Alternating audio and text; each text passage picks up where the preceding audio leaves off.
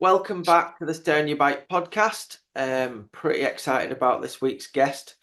I would probably say I'm gonna have to put him at the top of the list on the most stylish World Cup rider ever. Super talented. He's been at it a long time now, even though to me he seems really young still. Really good on the bike at every single discipline. And I'd love to welcome on Sam Blenkinsop. Thanks for coming on, mate. No, cheers for having me, and yeah, good intro, mate. Thanks. Cheers, cheers. Well, no, it's credit where credit's due. So how are you doing, mate? It's coming into your, I guess, spring, summertime now, back in New Zealand. Yeah, so it's our summer, guess coming into summer.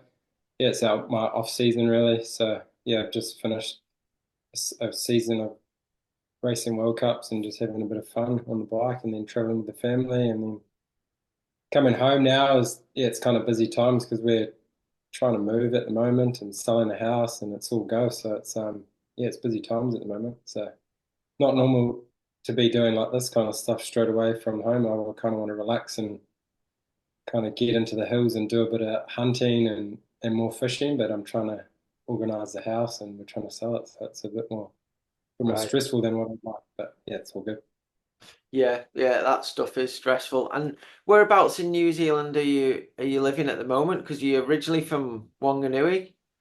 Yeah, yeah. So I'm in Christchurch at the moment, and we're looking at moving back to Wanganui because our kids and all our families are from there. So me and my wife's, our parents are from there. So we just think it's a better idea to have, or our kids just want to be around the grandparents and stuff. And Sure.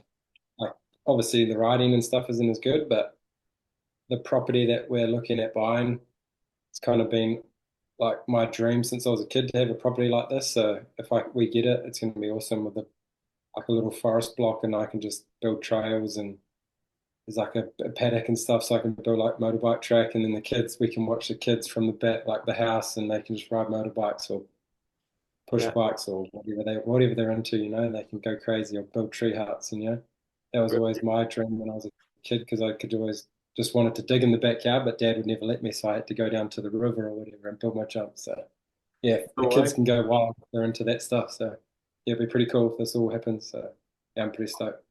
Oh, brilliant. Well, good luck with that. Hope that works out.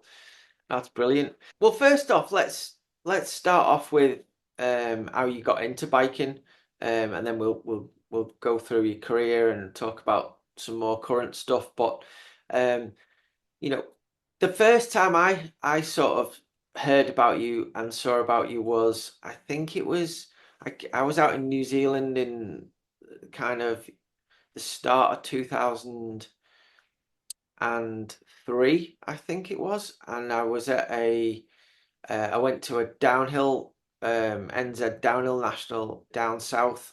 It was a downhill track that finished at a school, Yeah, Dunedin. Dunedin. Yeah. I remember when you came. Yeah, yeah, And I didn't know a lot. I knew a few of the guys, that had been on the World Cup circuit and stuff. That was kind of towards the end of my racing World Cups.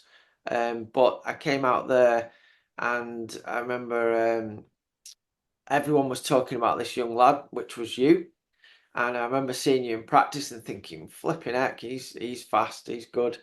Um, and that's the first kind of time I saw you. So how old would you have been then?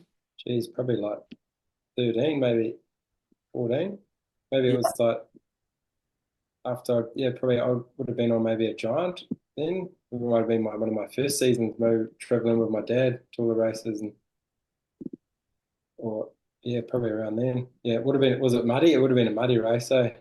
yeah. I think in practice it was dry, and then for the Or race it muddy was for the like race. super muddy. And I think from what I remember, there was like one shooting on the track that was like, and it was quite clay based, and it was like Yeah, super slick, yeah, um, and yeah. not many. It's pretty much all the races I've done there have been like muddy. Right. Like one of my most famous shots is one like a Oceania that like I come into a section and I like take my foot off, but it like hops off, and I hop off the side of the bike, and I end up running and then Superman and sliding down the whole section, but then I don't crash. I just stay on, then get to the and pop back on the bike and then just ride off, and everyone's just like, ah. It's like pretty Brilliant, sick. Like, it's like a good moment, and then I still win the race. brilliant. Well, Yeah, I feel like I kind of did something similar down that chute. I can't remember exactly, but I must have fell off a lot less than everyone else because I think I ended up coming second there. Um, but yeah, it was a good track. I remember. I thought it was a really good track at the time. yeah. Uh, It's always been like real good races there. Like always, if it's dry, it's really good, and then rocky and gnarly. But then if it's always most of the time it's wet, and they're always real technical. Like yeah, our national runs there have been always awesome, eh?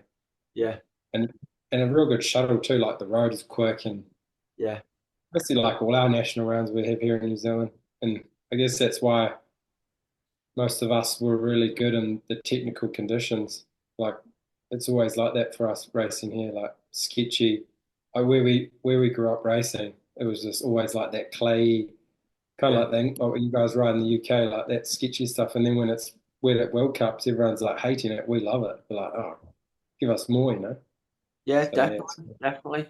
Yeah, I think the times I've spent in New Zealand, it's there is some similarities to the UK, definitely. Weather. I think your weather's slightly better, especially in the North Island.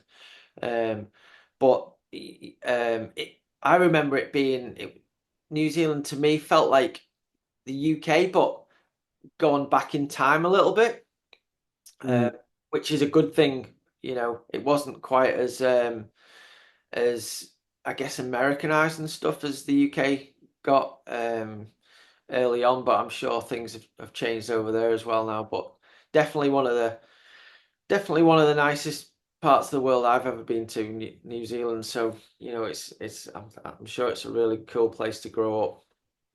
yeah, it's definitely, and you have that same sort of feeling like, well, around Scotland, you feel like some of the parts we were in the South Island here, it feels like kind of similar with the hills and stuff, and Yeah, then you've got like around London, it's more like the North Island with the rolling green hills. We have that in the North Island sort of stuff. And then I guess most of the people, we're all English. So my grandparents come from the UK after the war. yeah, So they got to choose from like to go to Australia or New Zealand. So they came to New Zealand. yeah, And yeah, basically that's how most of us come here, you know. We're yeah, only a young country, really. yeah. Yeah, I wish my flipping grandparents or great grandparents had moved there, but unfortunately not. Yeah, yeah, I guess. But then most of you guys just move anyway. There's a lot of Yeah, English here now. I bet, I bet. If you can. Just going back to the start of riding, how did you get into bikes and, fast forward to that race that I saw you at in Dunedin? Yeah, so basically, I kind of, at school, I tried like every sport, as you do in New Zealand. You do all the main sports, I guess, and I kind of didn't really like any of them. I guess because I was a small little white kid. So I Yeah, was no good at rugby. I got snapped in half by all the Māori boys yeah, and then pretty much got beaten up. So I hated that. I think I lasted like one or two games and then had enough of that. And then I played cricket and absolutely hated that because it was so boring. You're just standing in the field all day. And I was like, I'm kind of ADD, so I have to be doing something. And I was just like sitting out the back, just picking on grass, and it was just too long for me and boring. yeah. And then I had like a crappy BMX that my dad brought me from like a second-hand store, and I just always rode that. I had like a jump in the backyard, and then I got a mountain bike after that, and then kind of just rode that heaps, and it was just like a cheap second-hand mountain bike with like a grip shift up on the lever, the old one, and then didn't have any suspension, full rigid, and then I found some suspension forks for it down on the in the river. Like we Oh, lived right. along the river, and I found them just dumped there, and I was like, oh man! So I put them on my bike, and I was dirt jumping and everything, and they only lasted a couple of days. I ended up snapping them off, and then Yeah, had to go back to the ridges because I was gutted. But I thought the suspension was so sick because I could just jump off things way further.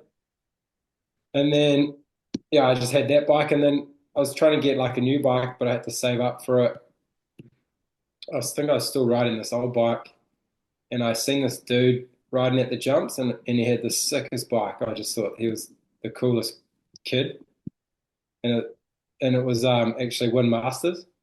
No way. So yeah, and I ended up talking. We were doing jumps together, and we started talking, and then we literally just got on, and then we ended up. Yeah, the bike he was on anyway was so crazy. It was like a an old school Giant, but it was too big, so they cut the shock was like underneath it, so they cut the shock the top tube to go underneath, and they put the shock on the top. So it looked so sick when you're a kid, and they had like the RSTs with the rubber elastomer things that looked like real sick triple clamps, Yeah. and he had like disc brake on the front. I just thought it was the meanest thing ever, and I was like, "Oh, this dude is sick." Full suspension bike, and then I was saving up for like a jump bike at the time, and I just ended up riding with Win, and then I got the jump bike, and then he was going to some like at the time I was doing like these Kiwi kids mountain bike races, so it was just like a small little like kids would go race. There'd be like 10 kids or something. You'd ride around a field really, Yeah. and then him and this other guy were doing these races, and they'd go and do like a jump show and stuff in the middle. So Win and it was like Nathan Shirt. They were like better riders then, and they were doing this jump, and I just thought it was the coolest stuff ever. And it basically, I just got him riding with Win and those guys, and then Win said he was going to like a downer race, so then I went to that downer race, and then I had the new jump bike by that time, and we'd been riding together heaps, and then ended up doing pretty well. I was second behind him, and that was my first ever race, and I just loved it. And then basically just rode with him every day, really, and we built jumps and built downhill tracks, and that's all we did until pretty much we're old men now, and we're still riding together. Brilliant. So basically, yeah, just raced and rode together, and same with Eddie. I went like in the school summer holidays. I'd go to their house that was like 2 hours away, and I just stay the like 2 week holidays at their house, and they'd ride jumps, and they're in Taranaki, so it's like 2 hours to New Plymouth, and I was in Wanganui, so it's a short drive, Yeah. and I'd stay there. And that had one had jumps in his backyard, so we just literally rode them every day, skate park, and then some little downhill tracks in at Mangamahawi. So yeah, it was pretty cool. Brilliant. And yeah, I saw a really cool picture of you and Win doing a wheelie that you posted a long time ago.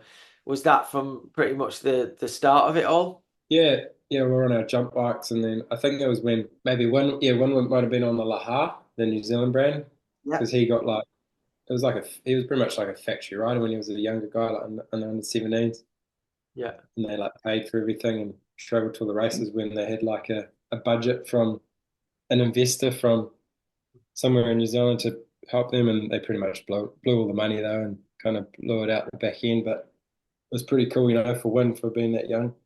Yeah, yeah, I think that was his only ride for so many years, and then it took him until now, like so many years he was privateer trying to get into the sport, and then it's cool. It's cool what he's doing now with the sport, getting those kids like for the privateer awards and whatever, because he knows what it's like, because it's like yeah, he had to do that for so many years. yeah. You'll have to get him on the podcast because man, he's got some crazy stories from when he traveled around. Like some of the stories I just can't like. Obviously, my race career has been a lot different. I was lucky. I've been a factory rider pretty much from the start. So, I wouldn't say but lucky, but yeah, well, yeah, I feel like I'm lucky because if I didn't have that, then I probably would have never raced. Because my parents couldn't afford to send me overseas and whatever. yeah, They could have, but it was too hard unless I had that factory ride. So yeah. definitely. And so yeah, I mean that's cool how you got into it, and like many other really good riders, you've started off at the bottom with not a lot, and it's so cool to see how you've progressed in the sport and made a life out of it, and yeah, I love those stories, and you've done incredible throughout your career, and you still are, but from starting racing, I guess racing the NZ Nationals, how did you then, become noticed and get onto a factory team? I mean, I remember when I think it was the second year I started running the chain reaction team in Well, I started putting that team together at the end of '07. The first year we raced was at '08. I think it was the end of '08. I was speaking to Martin about, the possibility of getting you on our team, which, didn't happen. But how did you transition from doing them NZ Nationals to getting onto a team to race the World Cups? Basically, it was all pretty lucky, really. Well, not lucky, but like I just love racing. I love riding my bike. That's all I ever wanted to like do. I'd leave school early and I'd just go and ride jumps with Win. We'd both wag, or he had, because the school was so over him. I think he had so many periods he could go riding, so he'd let me know, and then I'd kind of just leave my jump bike outside the. So kids don't do this now. Though you stay at school, but I was no good at school because I couldn't concentrate. I was just wish I was outside all the day, and school was a waste of time for me. So yeah, I just went biking with him, and then kind of lucky it worked out for me. Otherwise, I'd be just probably a builder or just a standard, 9 to 5 person. Yep. But I guess it was just in 2005 after all our like we had our because New Zealand in 2006 was going to have their World Championships in Rotorua, and I think it was Livigno. Yep. So it was like I think I did like all of us Kiwis. We probably did like I probably did 100 runs before even the race started on the other jump track, and I freaking I think I ended up like top 10 or something in the race, Yeah. and I think I was like the second fastest junior that was going to be going on to the next year. Okay. Yeah. So it was like me and Brendan. Like Brendan was in front of me, and then I was behind him or something. Uh-huh. And then because You and Peter Brendan are from the same Gravity, age group. yeah. Yeah. So he was first year junior, and then I was first year junior that year, and then so Brendan was already he had a ride, but then I think the Peter from Gravity Group that was running that Gravity Group, um, Polish Peter, Yeah. he was looking for a rider, and then at the time I was riding coming into the season, I was getting help from Matt from Wide Open, so I Yeah. was riding two bicycles. Uh-huh. So then he was trying to help me out to get a ride overseas, and I so Fabian Burrell came to New Zealand, and Yeah. he was the world champ because he won that race. Yeah. And then he came to our nationals, and it was like I was on flat pedals, junior still, and I bet Fabian on this gnarly pedally track, and that kind of like opened everyone's eyes. They're like, who's this kid with flat pedals that doesn't even look like he could pedal well, but he beats the world champ? Like that should be really fit. And it's real funny because I was just listening to the podcast with you and Fabian. It was so good. He's like everything he does is just like on point, hey? Yeah. Unreal. Like insane. Like, but probably the full opposite. I'm just like I just ride my bike and have fun, and if it works out, it works out, And if I feel good, maybe it would, but maybe I would have had a lot more better results if I would have been maybe more like him. But I don't know. I feel like for me, biking is just enjoyable, so that's all I care about. Yep. But yeah, so that kind of opened everyone's eyes, and then it helped me get a ride overseas that year, and then yeah, so basically had a good year racing. I was just for me, the funny thing is like being from New Zealand, they like Peter couldn't believe that I came to Europe with no. I just had shorts and like t-shirts and not just like a hoodie. And Yep. I went like in March. I went to like Austria, so and landed in somewhere in Austria, and then it was like really cold, and it was like snowing, and I never really been by the snow, and he was just like, "What are you doing? Where's your pants?" I was like, oh, "Never wore pants," because basically I'm from New Zealand. I didn't really know much at the time. I didn't really pay attention at school. I didn't really think where I was going. I was flying, Yeah. so I was just like, "This would be cool." And then he was just like, I got there and I just went riding every day, and then just loved it. And then it was the sickest time I remember. We just after we stayed a couple of weeks where he was, and then we just traveled around San Remo. Nice, all the south of France and Italy, and just did all the riding, did so much riding. And at the time, there was like a real big, it used to be a real big race in San Remo. Yep. It was like the test event or like the big, like pre-race World Cup race at the start of the season. It used to be real massive. Was that up on in San Romolo? Yeah, San Remo, yeah. And it used to be a real big race, and all the teams used to go, and it was like, it's kind of like where everyone tests now anyway. And Yep. I remember just going there and just like, it was the roughest track I've ever ridden with flat Yep. pedals, Kinder tires, probably. I think I would have had like 50 psi on my tires, but I ended up doing like heaps of runs, just loving it. Just once I figured it out and going fast enough, and then I did real well in the race. I think I was like in like the top 10 overall, and I won the junior category Yep. by quite a lot. And then people were like, "Who's this little hermit kid with like Dickie shorts on and flat pedals and just loving it?" And then yeah, And basically that just was had a fun season racing the bikes. And then at that time, there was no junior category at the World Cups. And then I think yeah, basically every World Cup I was in either the top 30 or top 20, and then end of the season it was Schladming and I got in I think the top 10, or Mhm. it was just outside the top 10 or something. Mhm.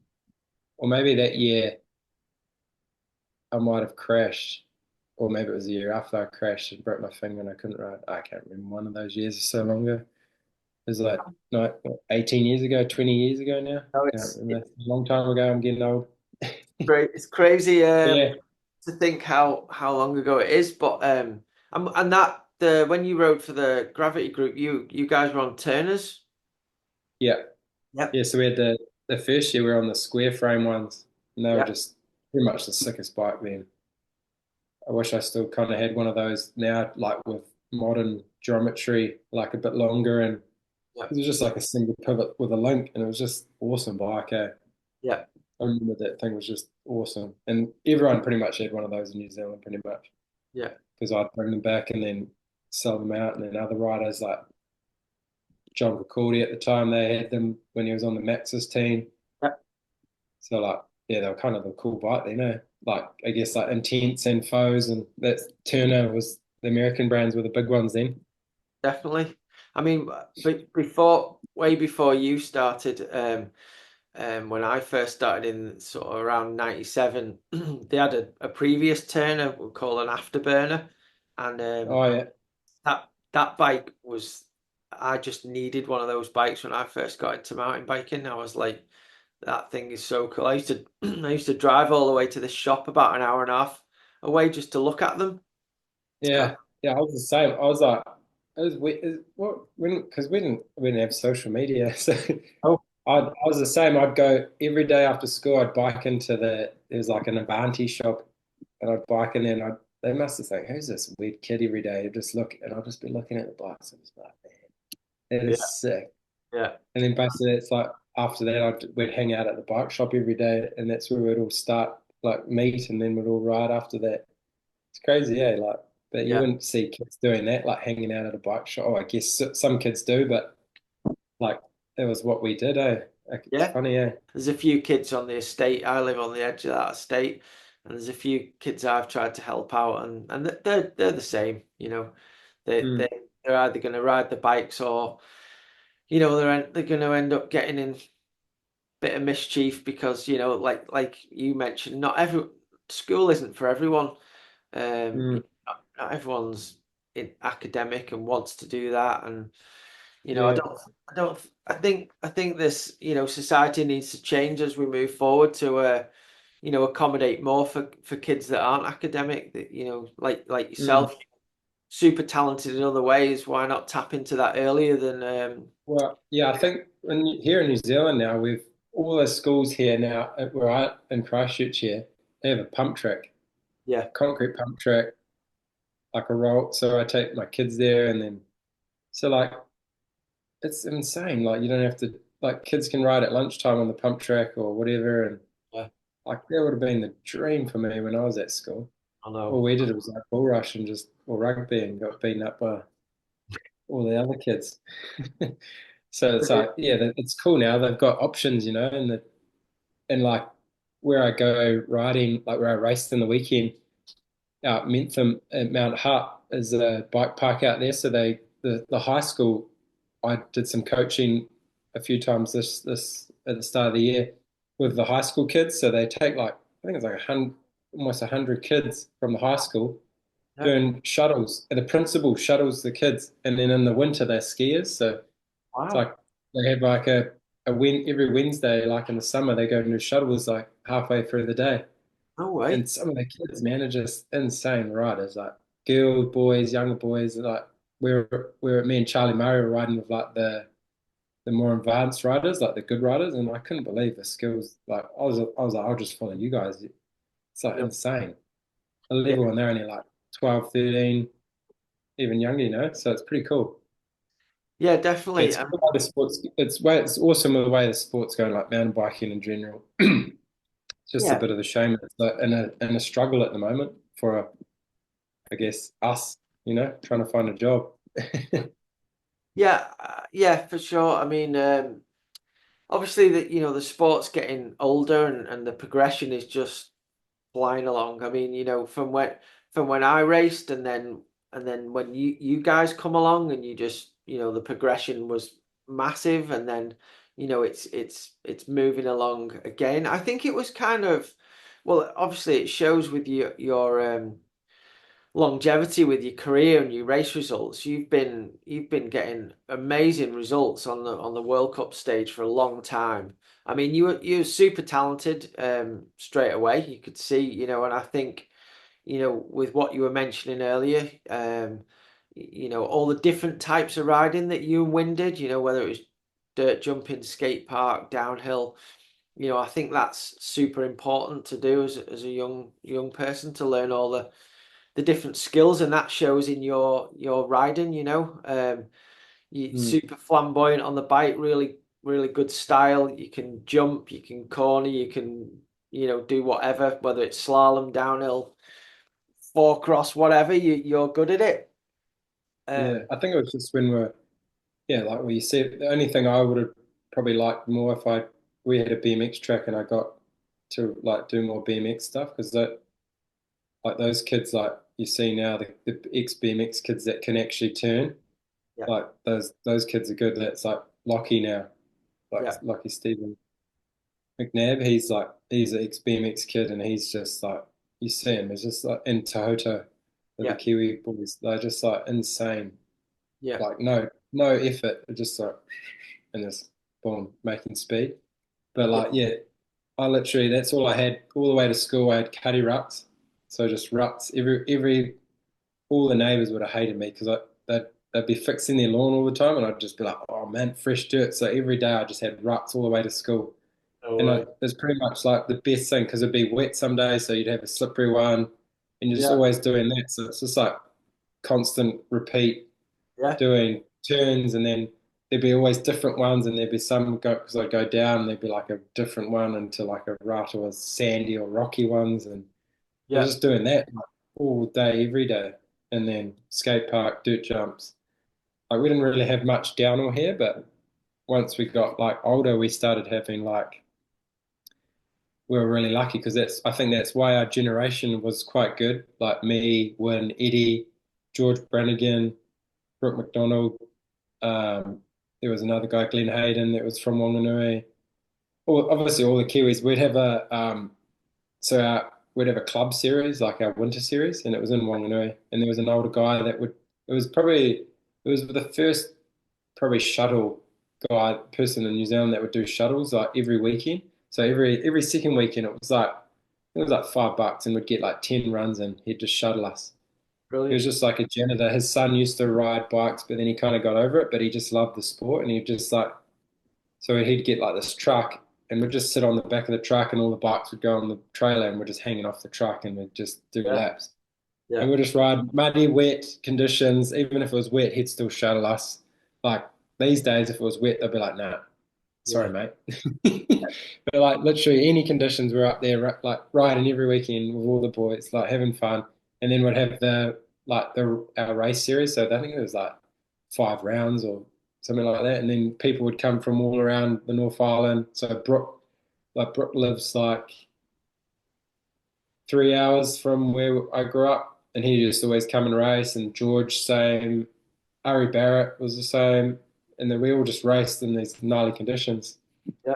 Eddie, we'd always have to make because when Eddie started, he only had one break No because way. we got all the hand me downs from Win, or he didn't even get a bike. He just had crap. He didn't really care. He never had a front brake on this old foes.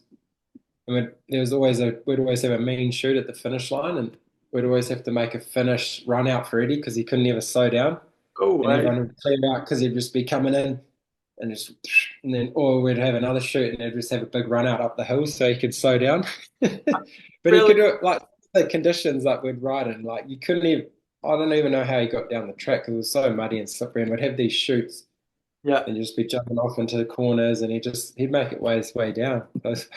It was so funny, like we just loved riding our bikes. And the main thing I always remember, you'd get a chocolate fish and a fizzy drink, even if you didn't like everyone got it. So it was like a pretty cool thing at the end of the day when you're a young fella, stoked. Yeah. Oh, yeah, that's good. I mean, they're the great times that you remember even now, aren't they? And that made it all fun. That Oh led into all the professional stuff that you've done. yeah, But so you mentioned you've done all the different sports at school. Did you do like athletics and stuff? Because you mentioned you beat mm, Fabian at that pedally race. You've always been to me like an amazing. You always look super fit. Always look um, like you can pedal. I did a podcast with Todd Schumacher the other week, and he told me that you were probably the gnarliest person he's ever worked with, training wise. Um, yeah. so yeah, is that Um, something you've always been good at? I don't know. I think it's just natural for me. Yeah, Like I just always like at school, like any cross country race for running, I'd win yeah, or be like the top. Even at high school, like I'd never train for it, and they'd do like the cross country, and they'd be like, "Oh, you were chosen for the thing," and I'd be like, "Oh, don't really like running." So I think I'd go biking instead of going to the nationals, like the yeah. cross country running nationals. I was just no, it's kind of sucks. And I never had like running shoes, so I just run in bare feet or whatever. No Because way. I didn't have my like my I think I had my intense 510 shoes that were so blown out just from riding so much. Yeah, That's the only thing I really had to run in, and I just didn't. I just run in bare feet. So I yeah, was like, yeah, so it was pretty funny. And then I think I did one like inter school racing, and I was like, I'll just rather ride my bike. I think. Yeah, so I think, and I just always rode my bike, and I guess it was just, I just all my, and I didn't get like a driver's license until I was quite older, so I just always biked everywhere. I didn't really care about yeah, like all my mates would want to get their driver's license and whatever. I'll just bike, it's yeah. better. That's cool, mate. So I guess, I'm yeah, glad you made that decision because a lot of kids, including myself when I was younger, rode bikes, and then you get to 17 and all your mates get cars, and you kind of get peer pressured into doing stuff because your mates are doing it, and mm, that's cool that you stuck with what you love doing. Um, yeah, otherwise I think I would have got probably more lazy and like Definitely. because I'm from a smaller town, like I was lucky enough that most all my friends were pretty good. Like they were like motocross kids and into like sports and everything. I didn't really have any bad friends, so I didn't get into the bad side of it. We all like had fun and like had parties and like drink, but would always be just at our parents' houses, So we had fun and didn't Yeah, really get into the bad side of it. So I was pretty lucky. That's the good thing that I was into the biking too, because it can always change, other things in life, So yeah, pretty thankful for that I was on the right side of life, and I don't think I could have anyway because I just love riding my bike so much, or just being outside in general. yeah, yeah. And you can tell that with your riding style, and even now, every time I see you on the bike, you look like you still look like you're a teenager the way you ride your bike. It's super cool to see. Um, and so, you know, back to going back to them Worlds in New Zealand, you were junior then, and you got second at the Rotorua Worlds in '06, didn't you? Yeah, yeah, yeah. So I was. I was pretty gutted about that one because I felt like I had I feel like I was going to be doing well there because I think the test event everyone came and I think I was like in the top five in the juniors in the elites. Like Sam Hill and everyone, Fabian was here and Cedric Gracia and everyone came for like the test event. And I think it was just a national. I think I was still on the podium of all those guys. Yeah. So I was thinking, oh man, I might do really well and get a gold medal would have been awesome. But then I ended up in the race. It was real muddy, as it most of the times it is in Rotorua. And those are the larches there. I went over the handlebars. So I ended up, but the lucky thing was held onto my bars. So I dragged the bike down with me because otherwise the bike would have been still up the top and I would have to run up. So I ended up going over the handlebars. I'd come into the section, just slid the front and like hooked the tree and just threw Yeah. me over. That And real somehow steep I bit. just like, yeah, real steep bit. And I just somehow I just think just to hold onto the bike and just drag it down with me. Got back on the bike and just was like, oh, just keep pinning it. It's world champs, you never know what happens. Keep Yeah. pinning it, and then I crashed again, like this down further on. So I hit a tree, like where Win was watching. He was like screaming at me because Win didn't make the team. Yeah. So I think he was first year elite, and they didn't let him in or something. So he was watching, and he was just screaming. I just remember seeing him, and I was just like, "Yeah, we're almost at the finish." And I was just like hooking so hard that I just like, when you just kind of lose focus for a second, just like wash the front and then just shoulder barge the tree and stalled up again from a fast. So like if I didn't have that second crash, I would have won because Yeah.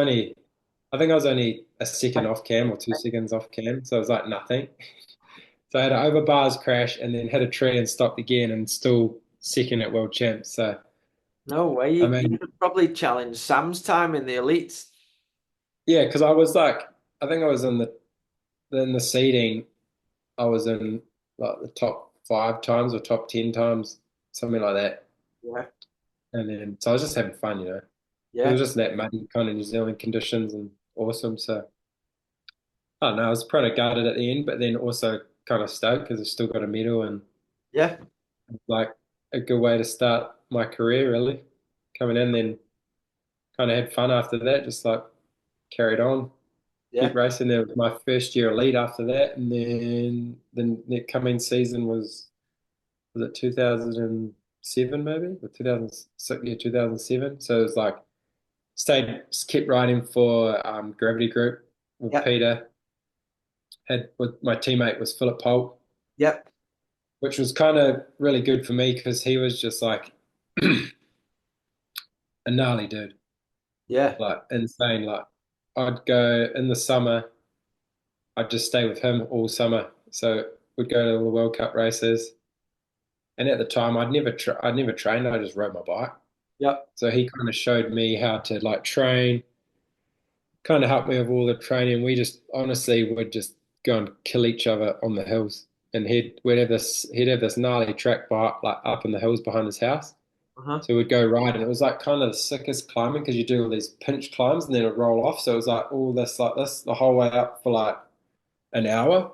Wow. So we'd just smash, and because we'd fight each other. He was really fit because he was older, Yeah. but I was coming up, and then by the end of the season, I started smoking him because I'd just be like, "Fuck this guy!" I just wanted to beat him. Yeah. So we'd do those, and then it's just because it was like perfect. So it was like intervals all the way up, and then we'd just smash as sick as like downhill after. So we'd do like that pretty much most days. We'd just ride heaps, and then we'd always do like road pacing. So we'd ride like an hour from his house to the big city, and then we'd ride back on the highway, and we'd just try and like tuck him behind trucks and see how long we could sit. And we'd never. I was just on a four cross bike. Yeah. Didn't even have like because we didn't have cross country bikes back then. We just had I think I had my Turner little four cross bike with flat pedals on. Seat didn't even go high enough, and we're just like Yeah. Yeah. maxing on trucks and just sprinting. I was thinking, I remember like thinking back, like man, and the roads were real gnarly there in Slovakia. They're Yeah. like they kind of because it gets real hot in the summer. The tar they're like all rolly, and then you'd be Wobbly. following the trucks, and the trucks are like this, and you're just like. "Ah." And then Philip would be like way ahead because he was like, I think he was nuts because he was in the Guinness Book Record. He had the Guinness record for like the speed record on the the ski bike, Yeah. yeah, and he had one of his bikes in the shed, like the things he had in the shed, like him and his dad would make, and then saying he had like so he'd do like pace his, he was trying to get the world record for pacing behind a car, the speed record.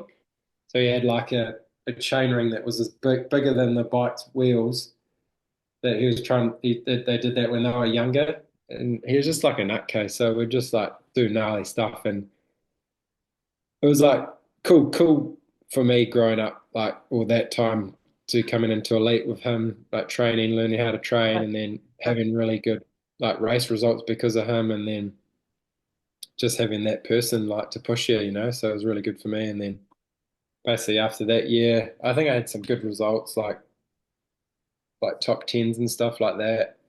And then I was talking to at the end of the year, I was talking to Damien Yeah. from Yeti, and then it was kind of like a no-brainer because Justin was on the team, So, another Kiwi guy, and I was like, oh, this would be cool, just same sort of thing. And then it was exactly the same sort of thing with Justin than it was with Philip. Like Justin was just like the next level of like professional yeah. training, but Justin kind of showed me like all the other stuff, like being on Yeti. It was so good because I was just always. Justin was like, "What tire pressures do you run?" I was like, "Ah, 40 psi." He was like, "What? You've No. raced for this many years, like doing these good results with that tire pressure." I was like, "Yeah. Why? I don't want to get flat tires and I want it to roll good." He couldn't believe that I raced for like 2 years at World Cups and like still didn't even know what tire pressures I was running. He was like, "Man," and then once we started doing testing and everything, I was like, "Oh, with Fox and everything," and you could just it just makes you feel at home on the bike, like. Yeah. And then that year, at the end of the season, I there was halfway through the year, it was in Andorra. I think I had a couple of good like top tens, and then got on the podium in Andorra, got fifth, and then at the end of the season, ended up beating Sam Hill at Schladming, and just was felt like insane on the bike. So it was kind of a good season and had fun on the bike, and obviously to beat Sam Hill on that track was pretty cool. Obviously That, winning the race was crazy, but just like the feeling I had all week, like obviously winning, seeding, like didn't even feel like anything could go wrong. Like I just had so much fun. Like I think that's why those times for me were really good because the tracks were awesome and you could just ride yeah. like insane. Flat pedals were good because Yeah. you could just the corners, the tracks were good. Yeah. When the conditions were like that, it just kind of suited me, I guess. Yeah, I mean, at that time, obviously Sam was, starting to dominate and same, super loose style, mega skilled, flat pedals, foot out when he needed to, and just sliding the bike around. And you were kind of doing the same thing with, but with a real flamboyant sort of aggressive style as well. And then the images I've still got of you on the Yeti and looking super factory, winning that World Cup, was amazing. And you know from that point, I guess did you just think, well, this is it now, I can win these races? Did it give you that kind of feeling? Yeah, a little bit. Like it was so good going into the off season. Like I feel like just do the same sort of stuff, like ride, and then I think at the time because it was crazy because like if you did this now, like I don't think you could even race. Like I think my bike was broken from Yeti, and I was should have been on a large, but they only had a medium, so they gave me a medium. You see the footage now, and I'm like hanging off the back axle because the bike's so small. It'd Yeah, probably be like an extra small now, the bike, this for the sizing. Like the yeah, girls are probably on bigger bikes than what I was riding yeah, then. But it just worked because like the bike was underneath you, it felt sick. Like I've still got the bike here at home, and it's just I feel like I want to race on that because it just feels sick. It's like a jump bike, you know, but it just worked. It works so well. yeah, And then the next year we kind of made the bikes bigger, and we were kind of prototyping a bike. It was similar sort of setup, and then we just ended up switching backwards and forwards between like suspension bike frames. So I don't think I really gelled because I was just kind of figuring out I'd jump on another bike and I'd be like, oh, this would be good for this track, and then I'd jump on another bike. I wasn't staying on one bike. I was kind of getting mixed up, and then I didn't really have. I don't think I got on the. I think I got close to the podium again, but then oh no, I think I did. Man, I can't remember. So, but I remember getting second again at Schladming behind Sam. Mhm. So that was kind of cool again. But and then after that, ended up like opening a few eyes. Like people still wanted me, and then I guess it was kind of the best thing ever. Like going then riding for Lapierre with Laurent, which is the team manager for us, obviously specialised now Yeah, with Lewoke and that. And then had 5 years with them, which was amazing. And yeah, then obviously my first year with them was really good. that was a long stint you were on that team, and we'll talk about you. All the interviews I listen to with Loic and stuff, he always talks really highly of you, and I guess you guys became super good friends and rivals on that team. Tell us a little bit about that, and how was the? I I have a vague memory of you. Can't remember what track it was, but you were on. Might have been that first year on Lapierre, and I think you snapped the back end on your bike or something like that.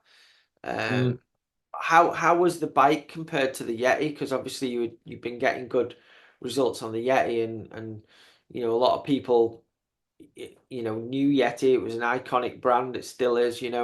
How was it swapping over to the Lapierre bike?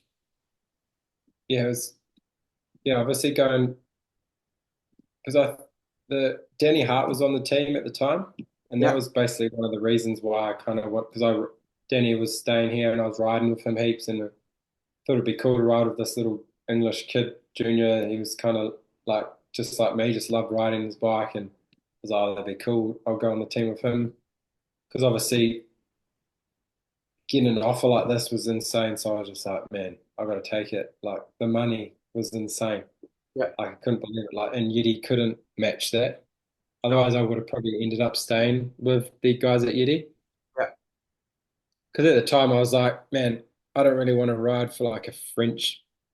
They were kind of like, you didn't really know, and yeah. but like they were, I don't know what could happen. But I was my dad kind of was like, hey, you gotta take the money, mate. And so I was like, oh, okay, we'll go with like there was no being that young and like getting that amount of money on the table is pretty insane, especially for me at that time. And so yeah, and I was thinking I was going to be on the team with Danny Hart, so I thought it was going to be pretty sick. Yeah, But obviously things didn't happen, and they ended up firing him from the team, and just where they went their separate ways. And then I ended up just riding with another English kid or Scottish kid. yeah. Um, but we didn't really get on that well. Or we did, but it was just a bit different. We didn't really ride as much together. He wasn't like Is a that, hard worker like how I was, and eh? is that Sam Flockhart? Yeah, yeah. He just didn't like the same sort of like grinding like me or riding as much as me. He just yeah. So he didn't. I don't know, but it Yeah. was kind of good. Like I remember the first race was Fort William, and I was still on the old bike. I think it was really bad because I broke my scaphoid Uh-huh. in Dunedin at a Uh-huh. national round, so I didn't even ride. I didn't even ride the bike at all.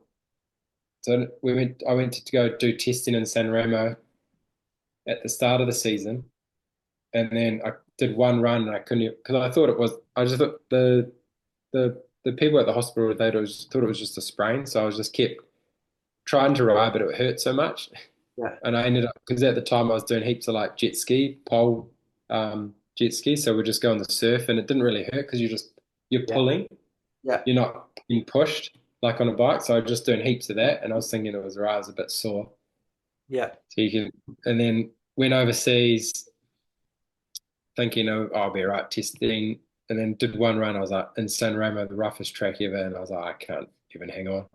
Yeah. So Laurent was like, okay. So he took me to like a real good wrist specialist, and I got an MRI, and they said it's broken. Right. So I went back home, got like a pin in it straight away, and then literally within a couple of weeks, I started riding because it was just when the stitches were healed, and it was mint. Yeah. And then, but I didn't really ride much downhill. Pretty much went to Fort William, just had a wrist brace on. I couldn't really hang on, and ended up I think sixth on Yeah. a bike that I'd never really ridden, didn't even Yeah. test on. Pretty And impressive. then yeah, and then the next race was in.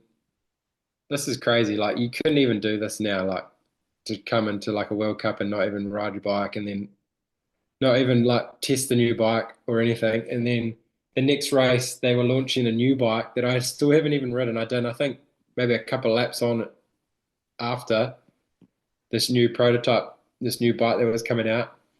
And I think that's probably when you see me, like the first run or second run. I was just testing this bike at a World Cup, testing a new bike, literally going case a jump.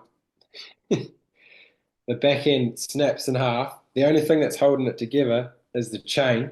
Yeah. Chain would have pulled apart. I would have just got eaten shit and probably broken something else in the season over. Yeah. Literally, boom. So the problem was the aluminium was joint to the carbon, so that sometimes I had a few of them do it. So if they weren't glued properly, they'd pull apart, Like and it Bernard's always, bikes in the yeah, yeah, always the chain would just hold it together. So I oh was so lucky that the chain was strong enough to hold it together. So I land off the jump, poof, chopper. I was like, fuck. Literally go back down.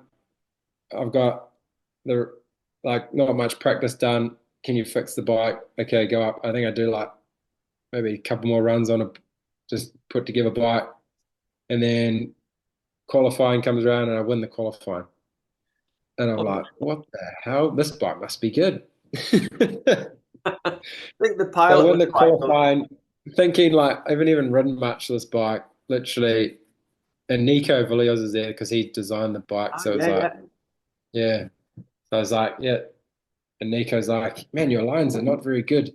You need to be doing these lines. And I'm like, oh, I don't know. I won the qualifier. It must be all right.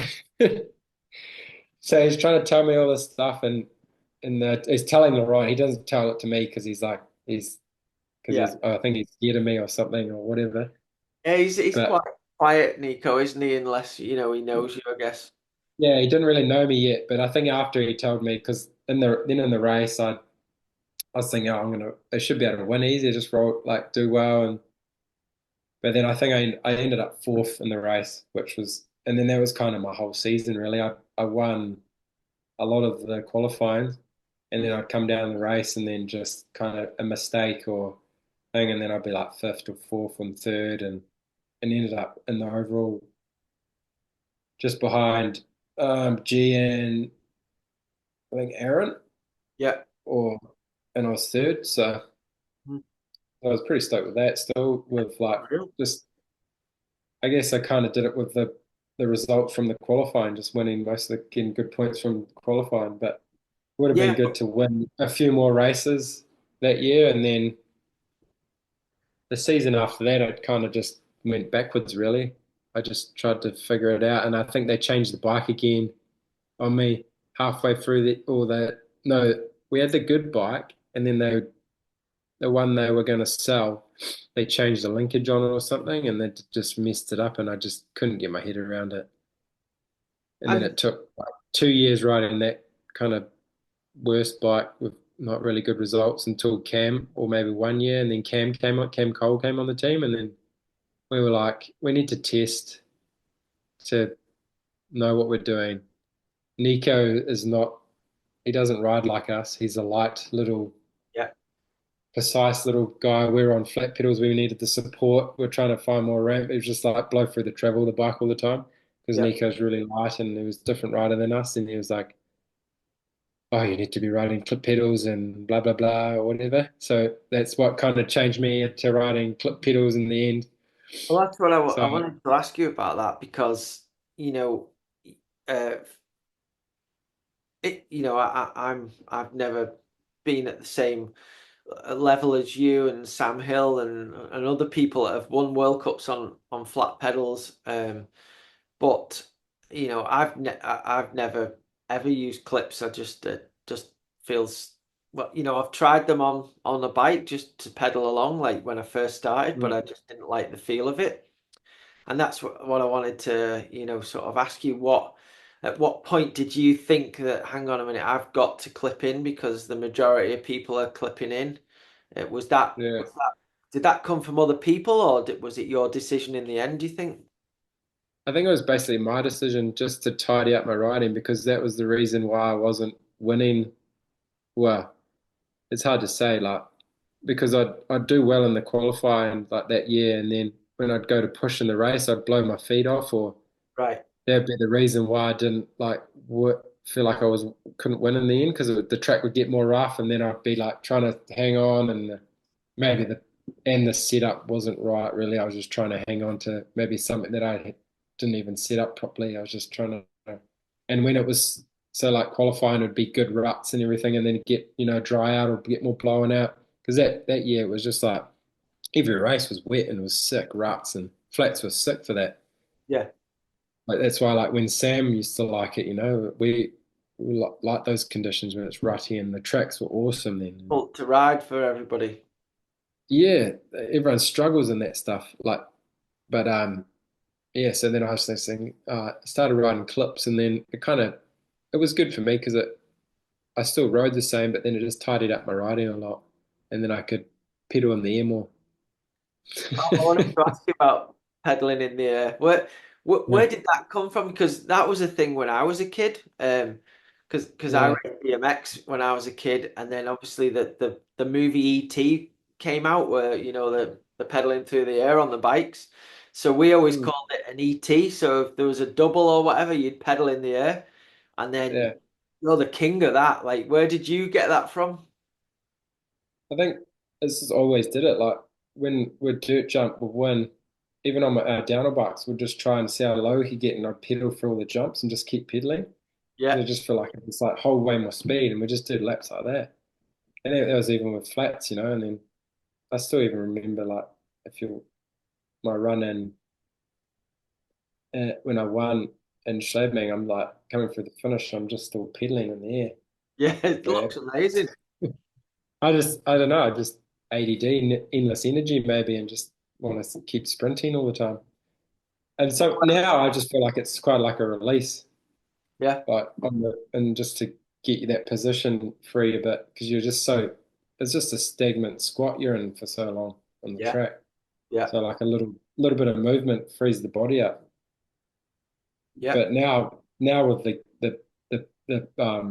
obviously running the pinion, I don't need to. I just shift whenever in the corner. I don't need a pedal. It's quite good that.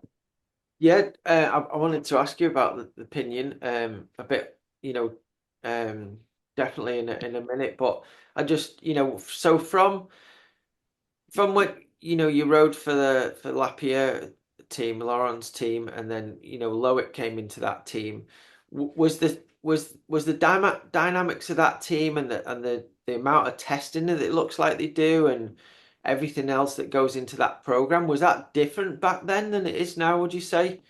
Was there less testing and the knowledge passed on to you, do you think, than say Loic gets now? I think it was because of me and Cam we started that like because LeRon was like, oh, we don't have the budget to test and whatever. We're like, we need to test a lot more, and then we started testing, and then we got the results. I think Cam and I got on the podium. I think I was he was fifth or I was fourth or something and like that. Yeah. We started testing and he was like, oh, it's working. So then we did test more and then we did good results again. And then we got to the bike to where it was like maxed out. We needed to change the linkage and he was like, oh. And then they started pushing LaPierre and then they seen like all the testing, it's actually working. And then Jack really liked it too because he was like getting bored of just working on the bike. He liked working on the suspension. So we Jack loved it, so we'd call him a Jack box because black box suspension. Yeah. So Jack would take another set of forks to rock shot because they'll be like, "Oh, you guys are never getting your stuff serviced here." And Jack would be like, "Oh, you're not touching my stuff." So Oh, he'd take another set of suspension, like the random ones, they're just the stock ones, and they'd get like them to music. service them because he didn't want them to service the ones that he'd because the rock shop guys never liked it if you're tuning the stuff inside. You wanted the black box stuff. Yeah. So Jack was doing all our stuff, and yeah, that's when he started to like it, and then obviously now to what the level is with Loic. So it's kind of cool because it's more like in-house. Jack got to the point where I'd be like, oh, I don't really like this or whatever, and he just knew. So it was such a good thing for me having him as a mechanic, and that's what Loic's got. It's so easy working together. And like I started, I think the last couple of years, that's when we started with the telemetry Okay. on the stuff, but I never really rode the bike too much because Jack was like, I'd be riding the bike, and I was like, this bike doesn't feel right to me because we'd have two bikes. Yeah. He's like, it's the same bike. And I was like, nah, man, this thing smells smaller. So I got out the measuring tape and he's freaking got me riding a medium bike, size bike. So I think I was on like Larissa's frame or something, a smaller frame. And I was like, man, I'm not riding this thing. That's why I feel weird.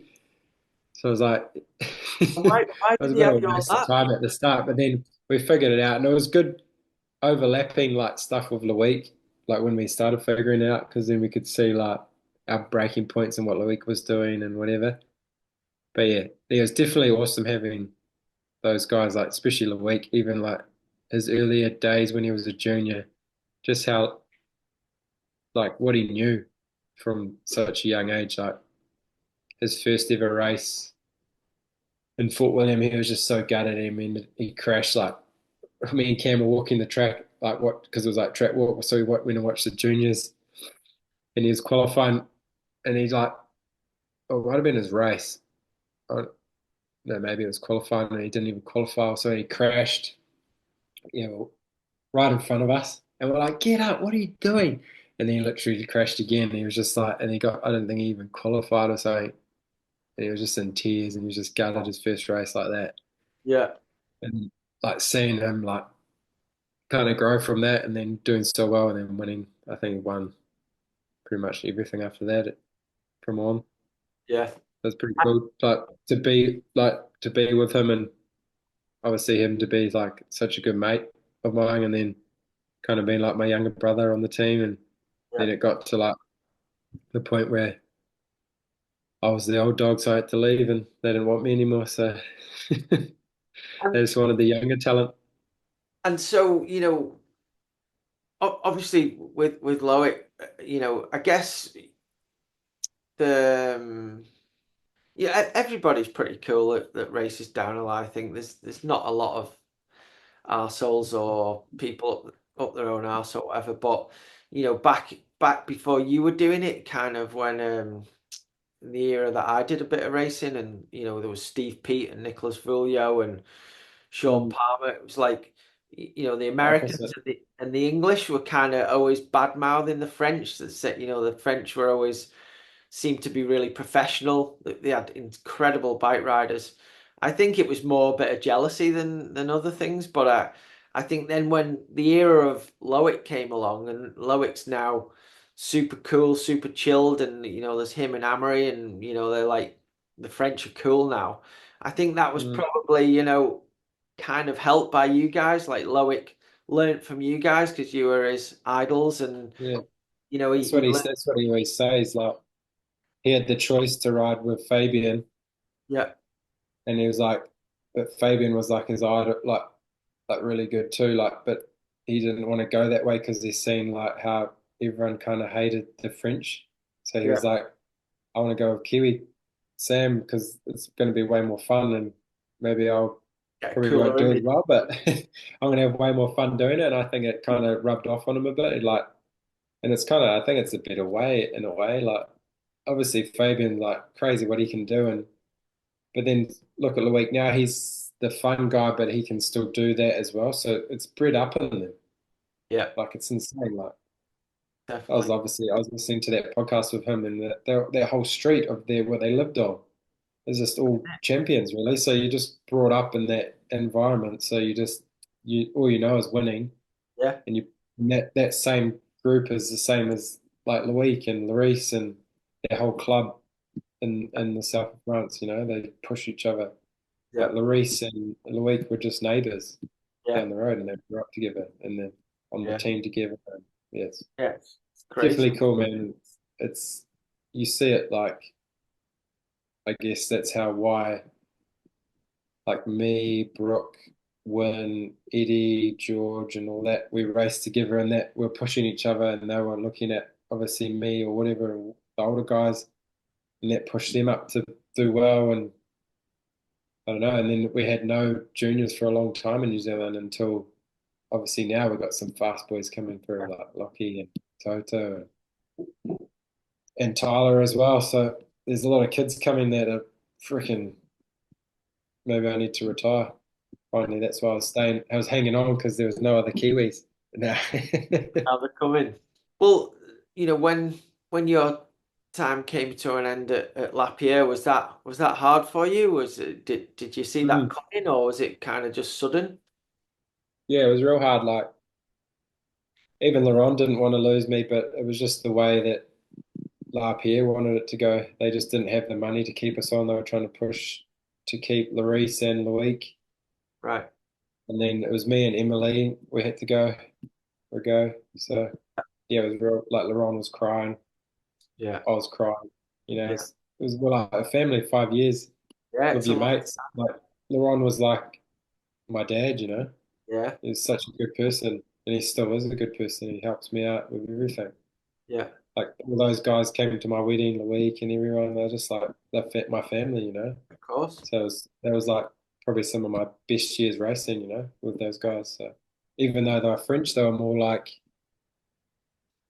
sometimes when you're traveling with French people, it's really hard, because they speak French, but they'd always try and keep me involved. Like the best years was when I was hip with Cam Cole because it was like Kiwis. We had a Kiwi Yeah. mechanic, and Yeah. because obviously, like when I started with Jack, he didn't even speak English really. I'd Yeah. be like, Jack, can you do this on my bike? And he'd be like, yeah. And I'd be like, no, man, it should be a no. He'd be like, yeah, yeah. Okay, okay. But everything was always good. He'd be like, right, Jack, you think I should do this? Yeah, yeah. Mm-hmm. It's just, it took him probably like, he really didn't understand me for like most of my career, but it No. just worked out. He just Yeah. figured it out, Yeah. Yeah. eh? Brilliant. I remember driving like places with him. It would just be me and him in the car, like at the start of it, and we just couldn't even like really talk to each other. We'd just be like, or put music on. Yeah. Huh? Yeah, yeah, Brilliant. it's funny. No, it's just good times, It was pretty And, funny. and typical for, I guess, English and Kiwis and stuff. We don't go to the extreme of learning their language, do we? We just expect them to Mhm. speak English. Well, I tried a lot, and then I'd go and try and order things, and they'd just be like, huh? And I'd be like, oh, and I'd just say it in English, and I'd be like, okay. I just say when you're in smaller countries in France, you just don't say you're English. You just say I'm from New Zealand, and then they're Yeah. like, oh yeah, All Blacks, good. If you say you're from the UK, they'll be like, no, Oh yeah. don't Yeah. speak English because No. they're not fans of the English. No, not at all. Not at all. I don't blame them, to be Mm. fair. So after Lapierre, where did you go then?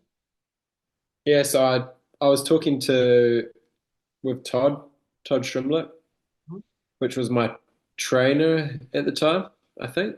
Yeah, would have been maybe. How Yeah. did you meet Todd and become, under his wing for your training? Um, I think it was just through maybe Aaron started training with him or something, and I just thought Aaron was doing really well, or someone was doing us training, and I was like, fuck. Oh no, Stevie Smith was training with him at the time. Okay. Yeah. I was like, yeah, Stevie's doing well. I'm kind of just winging it, I think, and I just wanted to, yeah. So I started training with him, and then I think I was like most of the way through Lapi when I was in Lapierre for a few years, and then he was like talking to Norco, and he was like, "Oh, do you want to ride on Norco with me?" And I'll run the team. And I was like, "Yeah, should be sweet." And then basically he put the team together. I think just using my name really. Yeah, yeah, So it was kind of good. He did everything, and he was just kind of onto it, yeah. like with everything, like with food and everything, and yeah, basically had some fun years with them racing. But then got to the point where just some of the people on the team were just not happy, and then I think the management just fell away. So then they changed managements after that. Right. So yeah, things changed a little bit, but yeah, I had a good same sort of thing. 5 years on with Yeah, long Norco, time. so it was quite good. Yeah, and I And, felt like I got to the point where I was gonna that was gonna be like the company that I'd kind of stay on forever, and they were talking about that, and then everything kind of changed, the last few years. yeah, So which it happens with companies like obviously like you've had to deal with. So I was kind of gutted and sour at the time, but then kind of I got to the point where I was like, with teams, they just end up. I could just see the waste of the money that were going.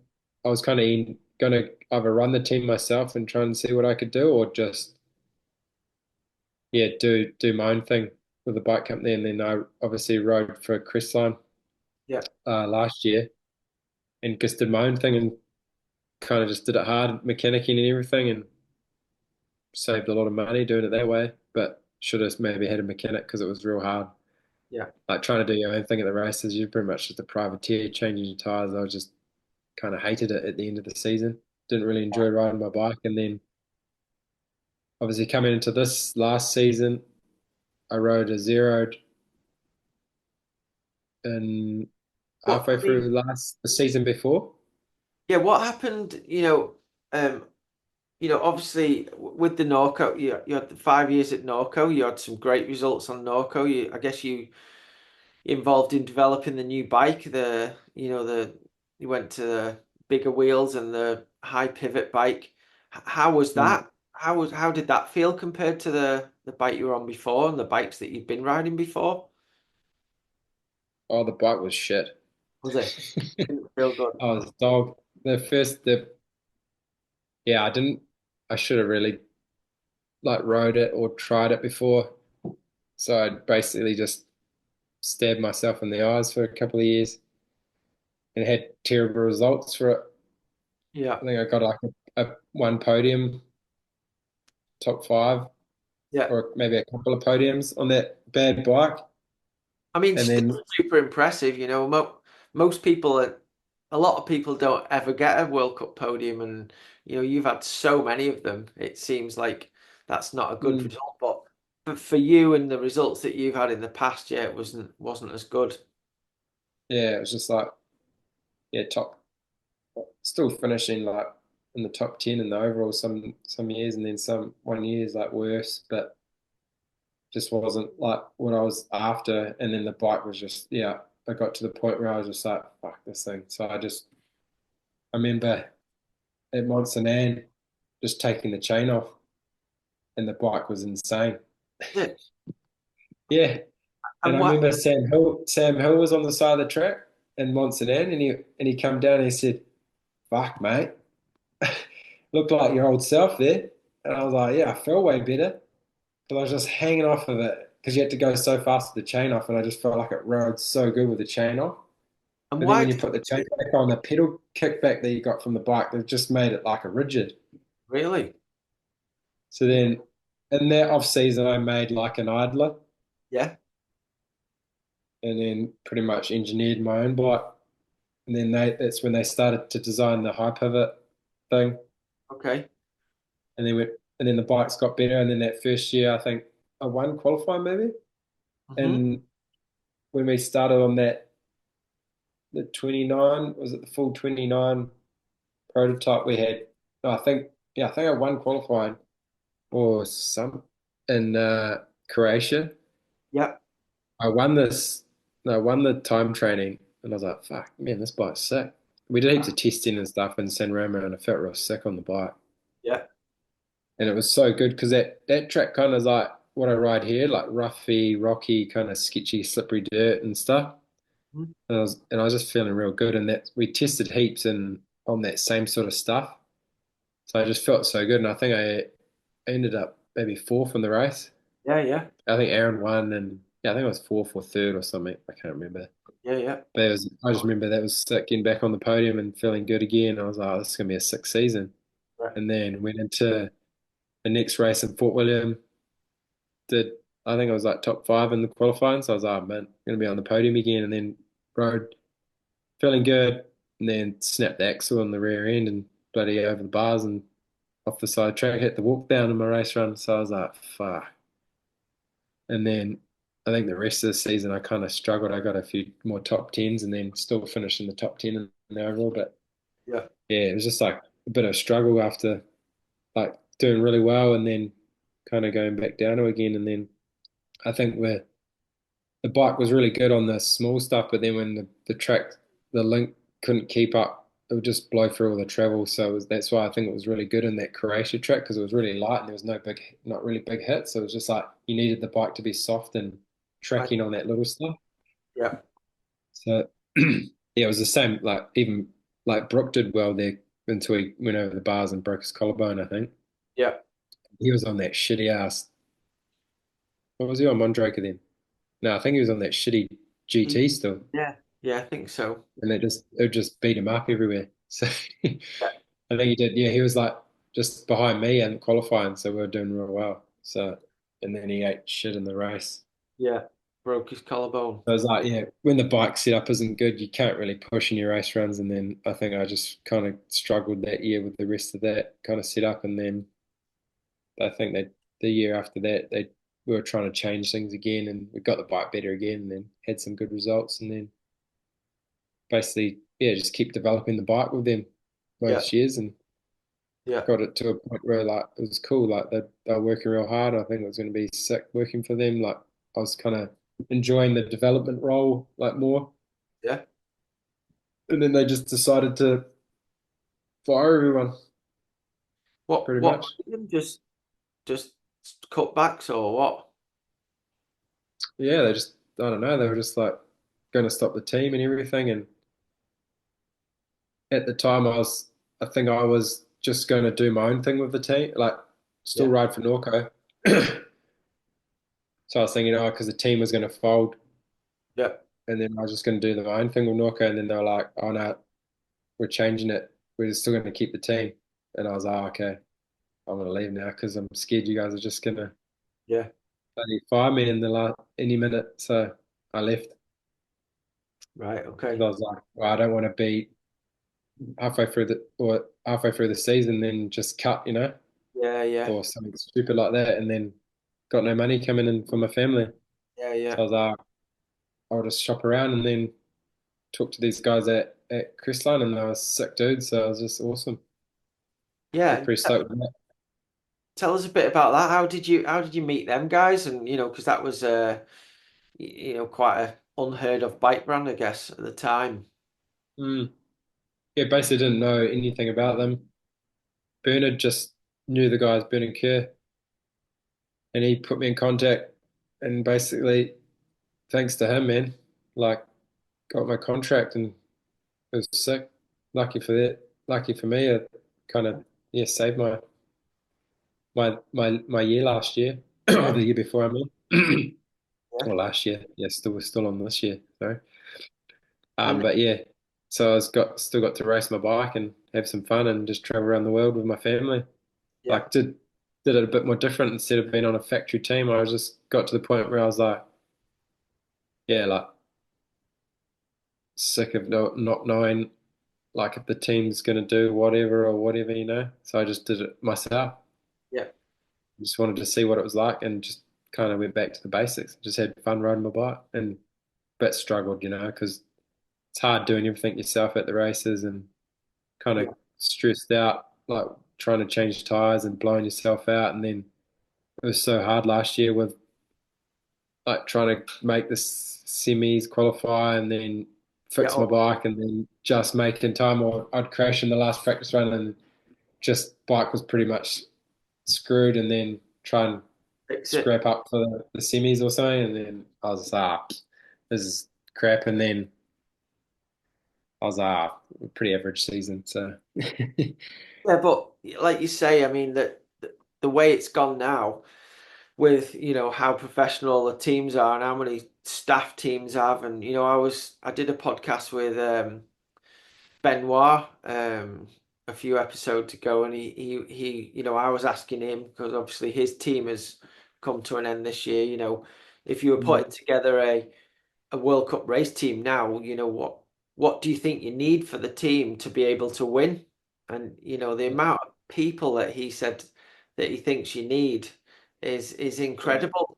And then yeah, obviously the cost of that is mental. So you trying to compete with all them guys on your own with your family and your camper van, it's pretty yeah. hard to do. Yeah, you can't do it anymore, especially with the sport being so saturated too, with all the kids that are so good now too, and the kids, like everyone's good. Like even old Joe Blobs has got his bloody telemetry on, and he's Wow. testing with his dad with all those. I don't even know what they're looking at. They're just looking at these squiggles, but they think they're doing the right stuff because the telemetry is telling them the right stuff. But There's no telemetry ain't telling you anything unless you know what you're doing with uh, it. no 40 psi's going on, is there? I don't think. Nah. Oh yeah. Fuck. It's pretty crazy. It's good to see the sport like the direction it's going, but I wish I was in that. Like that's what I wanted when I was doing well. Yeah. The way the sport's going now, because frick, when I used to race and there was 80 dudes in the way, you're pretty much passing old hermit on the course in the way when you're trying to train. Yeah. Like even this year we still had the same problem. Like there was dudes like one dude from I don't even know where he made it in and I'd catch him most runs and you're just like, what are you doing on the track, mate? You Mm. shouldn't even be here. Yeah.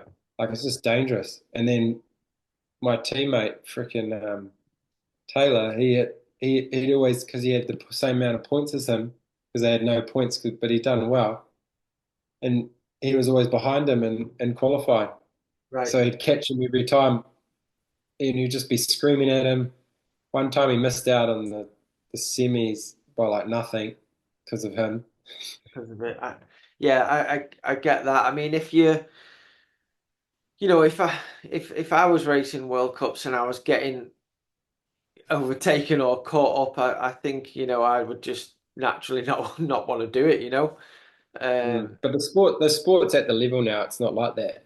Yeah, Like the last few years, like you yeah, only just get the random Joes that have he's come from. I don't even know where he's from. He's from another country, yeah. just racing because it was fun, and he was on a rental bike, man, pretty No much. way. Yeah. So like, but the people now, like the kids are insane. Like all the riders are so good. Like that's why the times are so tight. Like you literally, if you if you're 8 seconds back or 5 seconds back, you're pretty much not making it in. No. Like I remember when I was young, like when I was on the podium, sometimes the podium was 10 seconds. Yeah, yeah, If you're in fifth, you're 10 seconds back or something. yeah. Well, Like now you're 10 seconds back, you're not making it into qualifying. no, Or for sure. But that's 60. That's 60, you know? I know. I mean, do you think it would go more that way again if the tracks were changed and they were more natural and they were, less catch berms and Oh, for sure. For yeah, sure, sure. But that's the way they're making it for TV, they reckon. yeah, More easy. Like, yeah. I yeah, mean, I haven't raced anything. The closest thing I raced to what I felt like was good was when it was wet in Lurnville. Luton, yeah, Yeah. But they didn't even let us practice it. They said we're wrecking the track. yeah. So All it that. was awesome, man. I was like, fuck, this is sick. Like I'm having so much fun. You can bust the Like big white Me tires and out. Win were up there. Me and Win were up there and we're like, this is sick. This is like what a World Cup should be like. It was the Yeah, same in Andorra for World Champs when it started raining and everyone stayed in yeah. the hut at the top. Me and Win were like, oh, we're up here. So we went and rode and we were just loving it. We did like I think I did like 5 runs in the rain. Everyone's No sitting in way. the pits like, having a cry and Oh waiting for it to no. dry out. I was like, bro, this is sick. Yeah. Me and one just doing laps, and then remember catching people like struggling on the track. Like, what are you doing, bro? Yeah. They're like, oh, it's scary. There's people are just soft, I reckon. Now, I don't know what's going on. They just want to ride it when it's dry and easy. And Yeah, they're canceling the races when it for the juniors when it's wet. I don't know. I don't know, the generation soft or something. yeah, I don't know, mate. It's a bit weird, isn't it? I mean, yeah, well, back when I did a few races, there, you didn't sort of you just got on with it, whatever the weather conditions were. Hmm. Did it? If it was super It's like when I muddy, was growing up. When I was growing up, we were just wet and we're just and the marshals were hating it and everything. It sucked for them, but we were loving it. It was wet. yeah, yeah, It sucks for like the people hanging around watching or whatever, but if you're riding, it's awesome. yeah, yeah. Yeah, I don't know. It's it's a little bit sad, I think, but I don't And know.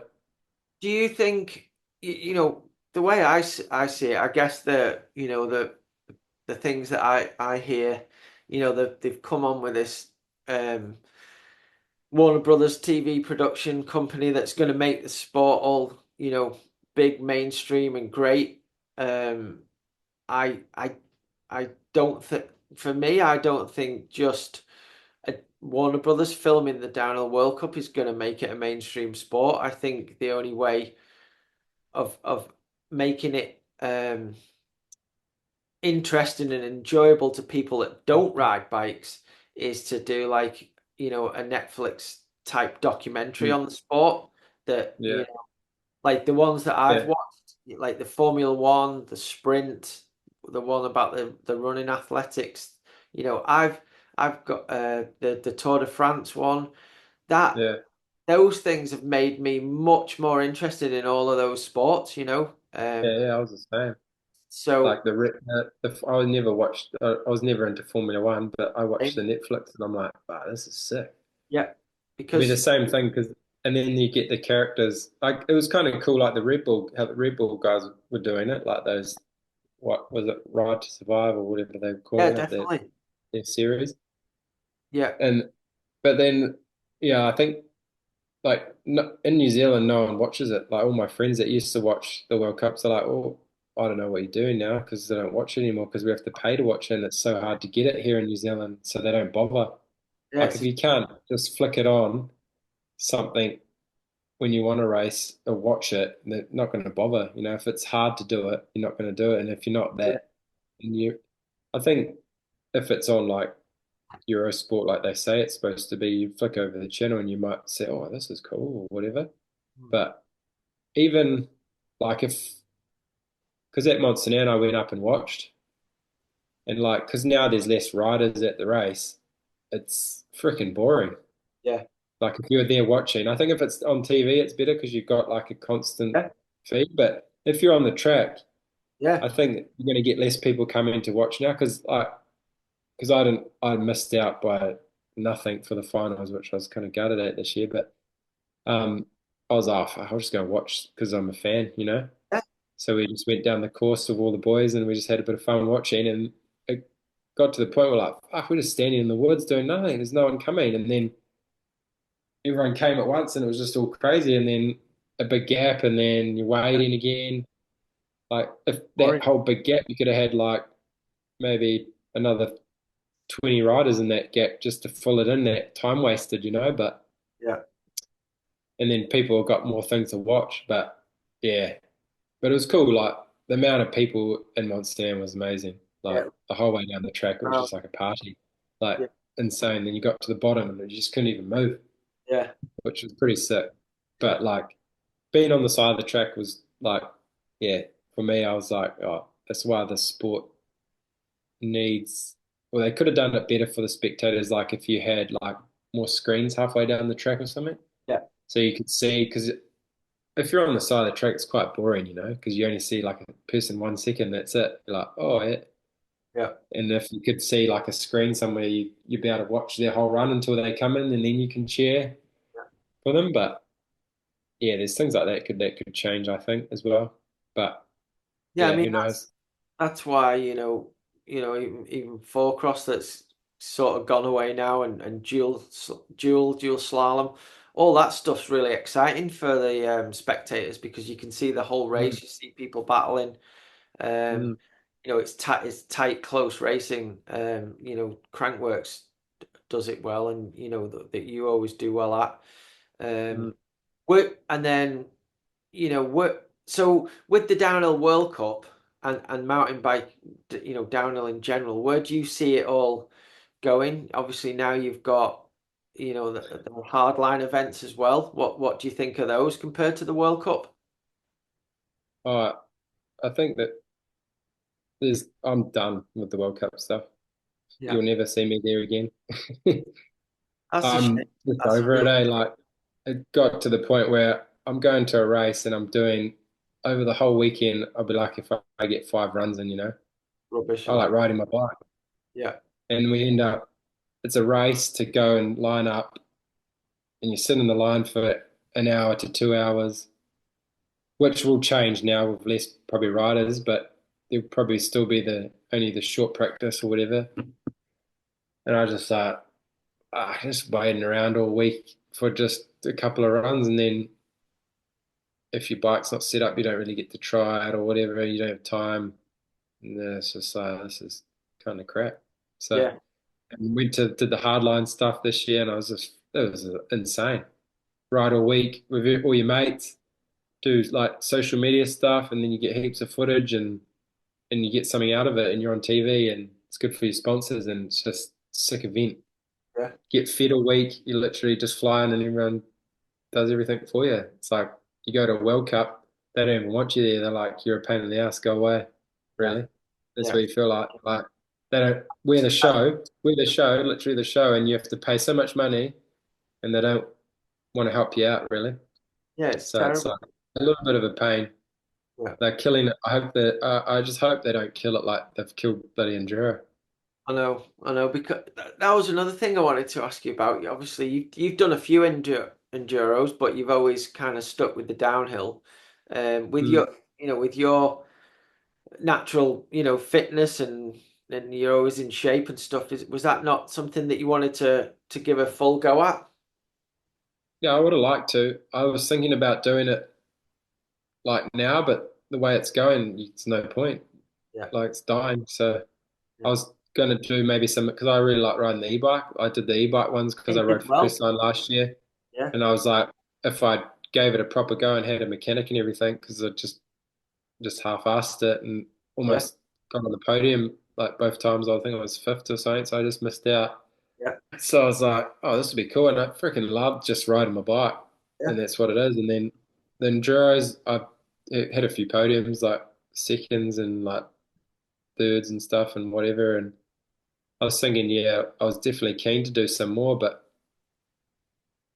yeah, I just don't know why. Never the teams never really were pushing to have the budget to do it when I was on Norco, and then they were just more like down, oh, we can do some if you want to do some, and I was yeah, like, yeah, I'll just do it for fun, and I yeah, kind of wish I'd kind of did some more because I feel like if I really concentrated on it, I could probably win a lot more and do quite well at that because it was like I just love riding my bike and.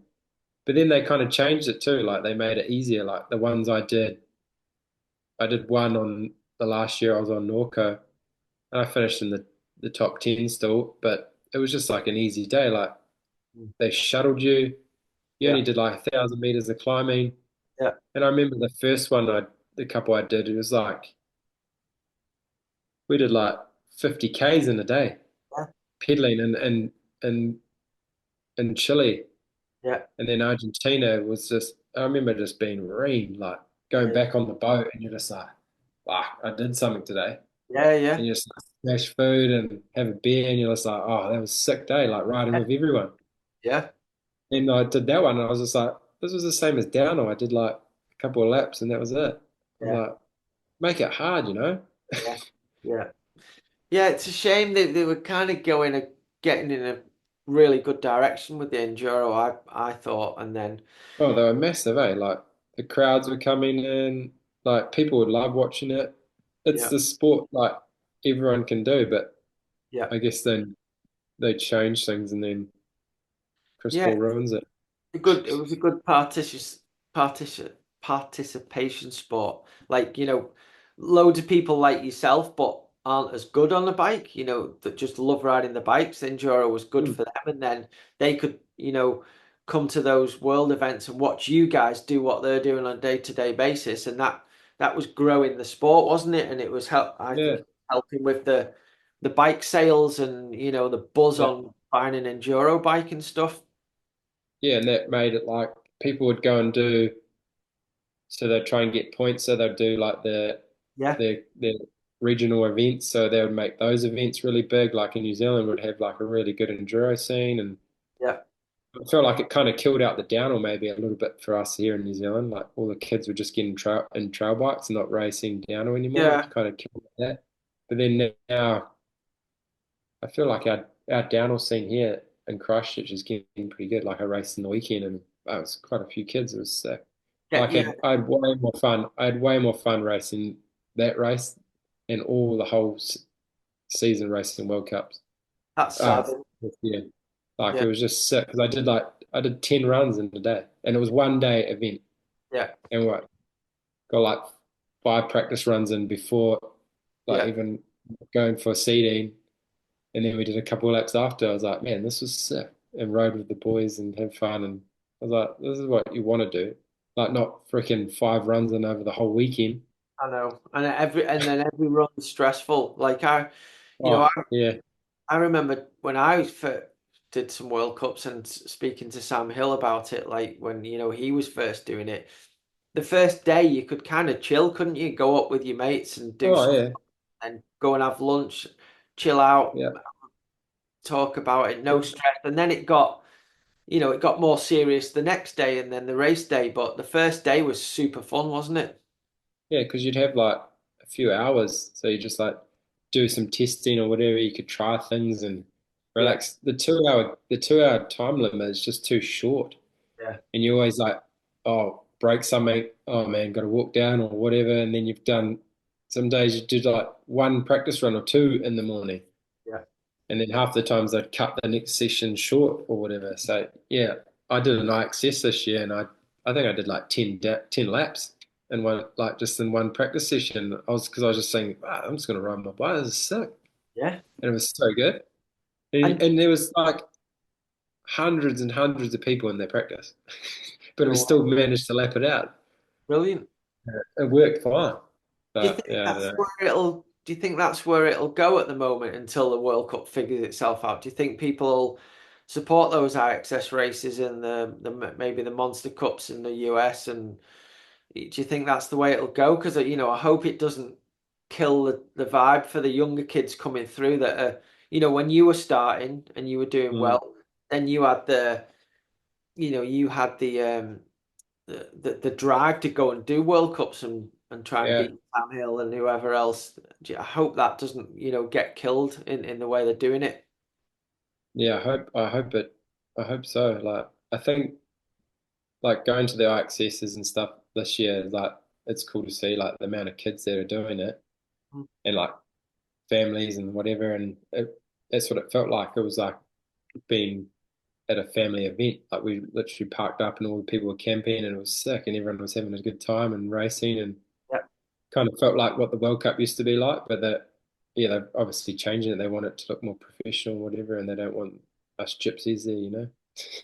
Yeah. So yeah, but I think yeah, as long as they make it like so people can get in, because otherwise you don't get those standout kids like people like that are coming through, like Lockie, like he had a few seasons, like he was never like a he did well in a junior, but then he had injuries, and then would have been too hard for him to even get points, maybe for like to where he is now, you know? And Yeah. you have to go to Indonesia or like buddy other races to try and get points and Yeah, I saw Bernard having to go to Indonesia, which is insane, isn't it? But yeah. yeah. And well, before we talk a bit, well, first of all, yeah, Hardline's coming up in New Zealand. You're not on the list, are you? I didn't see you on the list for that. Sorry, in Uh, Tasmania. No, they didn't put me in this time. They put Sam Hill in instead. They So let the old boy in. Yeah, I so was kind of gutted. I was like, I thought it because I thought I was in, but they just, I guess they put more girls in, so they've tightened up the men's side of it. Because I was in the top 10 each time, so I yeah, thought I'd be like automatic. So I don't know. Rob just asked me normally, Rob right, Warner, and he's like, "You keen?" I'm like, "Yeah, man, keen as. I'll be keen to go back because it's not far for me to go, you know. yeah. But if someone gets injured, hopefully they'll put me in maybe. But yeah, I was pretty sad about that one because that was an awesome event last year. Yeah, and I mean, the skills you've got on the bike, it's ideal for you to go and race that race. And so what happens now if you don't get in? Is there like a reserve list for so many people, and then they call you up closer to the time, or what? Don't know, don't know what they do. Like they obviously let you in, or yeah, there was other people that like Braden should be in. He's the old man champ. He's always been doing Yeah, that. so yeah, he's doing it since the start. So you think they're like, yeah, I don't know. And they put these, I don't know, free ride kids in there that just make it down and do bum whips all the way down. I don't know. Yeah, yeah, This is for the show. yeah. It's yeah. I think they're trying to. Are they trying to get people from different areas of the sport to do it or something? But then it's at the end of the day, it's still a downhill race, isn't it? It's not a free ride event. Mm. The free Yeah, ride it's guy, cool like seeing the guys that with sick style and that ride it and do it. yeah, But definitely. But like you want a decent like someone with decent speed to go down and have a good time, you know? yeah, I don't yeah, know. It's all good. Like I kind of was gutted when it happened, but I hopefully they let me in for Wales because I love that one. I cool. definitely see this. That's the way the sport's going. Like it's pretty cool those invited races. I want to do some of the street races, and Yeah, I'll definitely do all the crankwork stuff because it's just sick week of racing. Like I love yeah, doing the slalom, pump track, and downhill. It's just like a week of riding. Like you don't have one event. I love that slalom, man. It's yeah. You're definitely the you're amazing at it. yeah. What I've always wondered though, Sam, is I'm always rooting for you, and I watch all of those slaloms because I love slalom. Um, Why do you always just ride a standard 29er trail bike? I know you don't I really. haven't got a proper one yet. I need to I, build one up. I'm like every year. I'm like this year I'm going to build one up, and then yeah, I freaking Nico gave me his sick one at US Open, and then it was the sickest bike ever. I'm like, man, can I keep this? It no was way. like the first time I rode with a proper one, and then I was like, actually, a 29 would have trail bike was actually probably better on that track because it was like kind of like Yeah, wiggly and got rough. yeah, But yeah, definitely, probably for Rotorua this year, I'm going to try and build up like a 27.5 rear end one. yeah, Not a because the 29 is horrific. Just out of the gate, I'm just like rat, rat, rat, and then slap, slap, and you can't really get the rhythm right. yeah. I I mean, rode my you make it work, but you're so close to beating some of them guys that you mentioned earlier, like Tahoe and you know, yeah, them, and I guess Jackson Fru's always on he's got like an old GT 26, I guess he rides, does he? yeah, Uh, yeah. I just get to those rounds with them, and then I kind of get flustered and I fuck up the gate every time or some stupid stuff. I'm like every time with Toto, I'm like, man, I always get him like in the semis or the quarters, and then I'm like, it just screws me up. I'm like, ah. Because yeah, he's so good out of the gate, and I'm just a bit average because he's done gates his whole life, and I'm just only just started with bloody when I started doing crankworks, yeah. and he's just like, and he just snaps me out of the gate, and I'm like, oh, and I get flustered, but then And I'm then like, start panicking a bit. yeah, and I'm like, I just don't need to. We Yeah, always play around though. It's so fun. Like I don't yeah. really, I love watching you I do it. kind of do care, but yeah, and same I don't really like. Yeah, this year I did the Sea Otter one. It was sick, Yeah, and did it on the I think it was the first ever person to get on the pole. I got second on the belt yeah, on the, yeah, on the pinion, so it was pretty good on the yeah, big trail bike. yeah. So I mean, you just on the slalom. I think if you just had the right bike setup, maybe 27.5 front and rear and rode it a little bit. I think you Mm. could definitely be. be challenging for the wins, which you're pretty close to anyway. Which would be good. I don't want to be like serious like Bears and all those and Jackson that ride their got their slalom track in their backyard and the gates, you know. I And don't want to I feel like know, a hermit like that.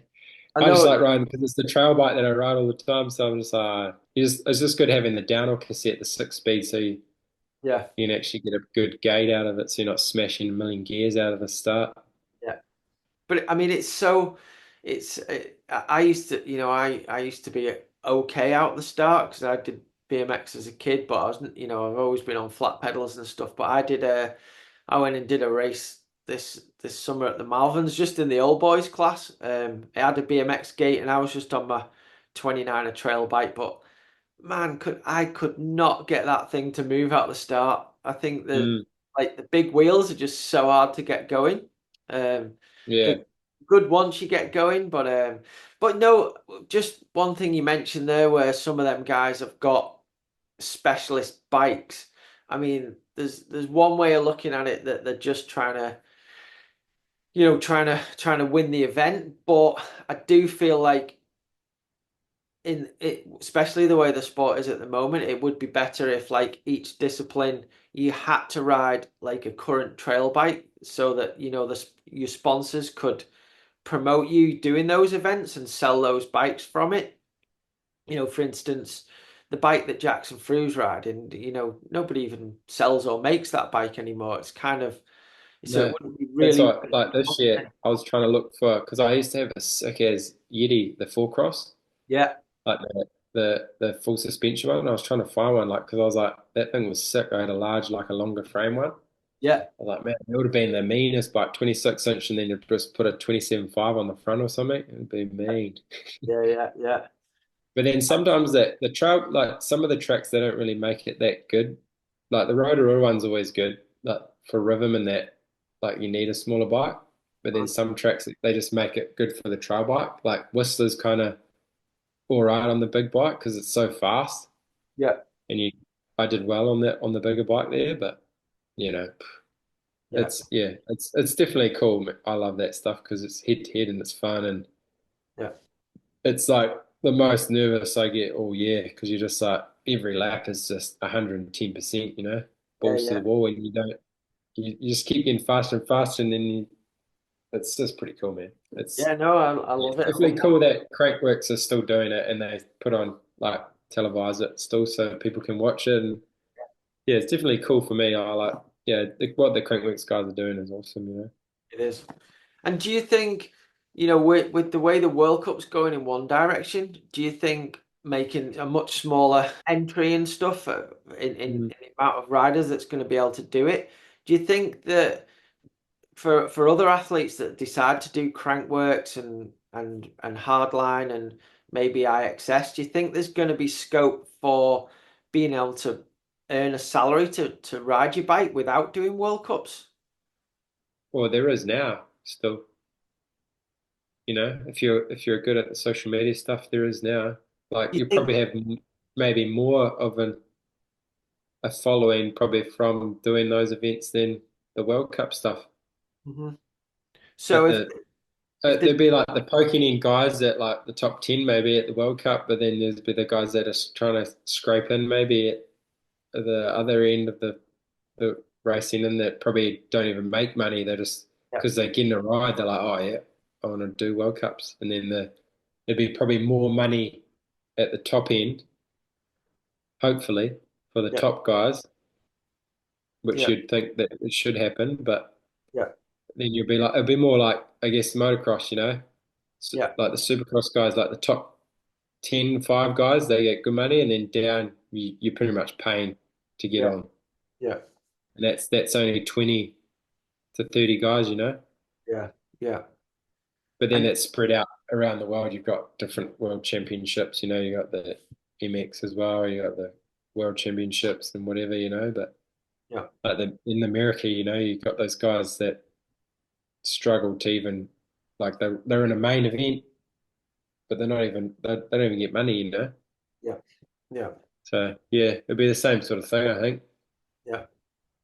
And you rode a lot of bikes in your downhill career. Now you're on on the belt drive bike with Zeroid and Gates. You know, you've ridden you mentioned earlier how cool the turner was, the single pivot with a linkage. Do you think that there's a massive difference in all the different bikes to be able to win at the races, or do you think what do you think it comes down to?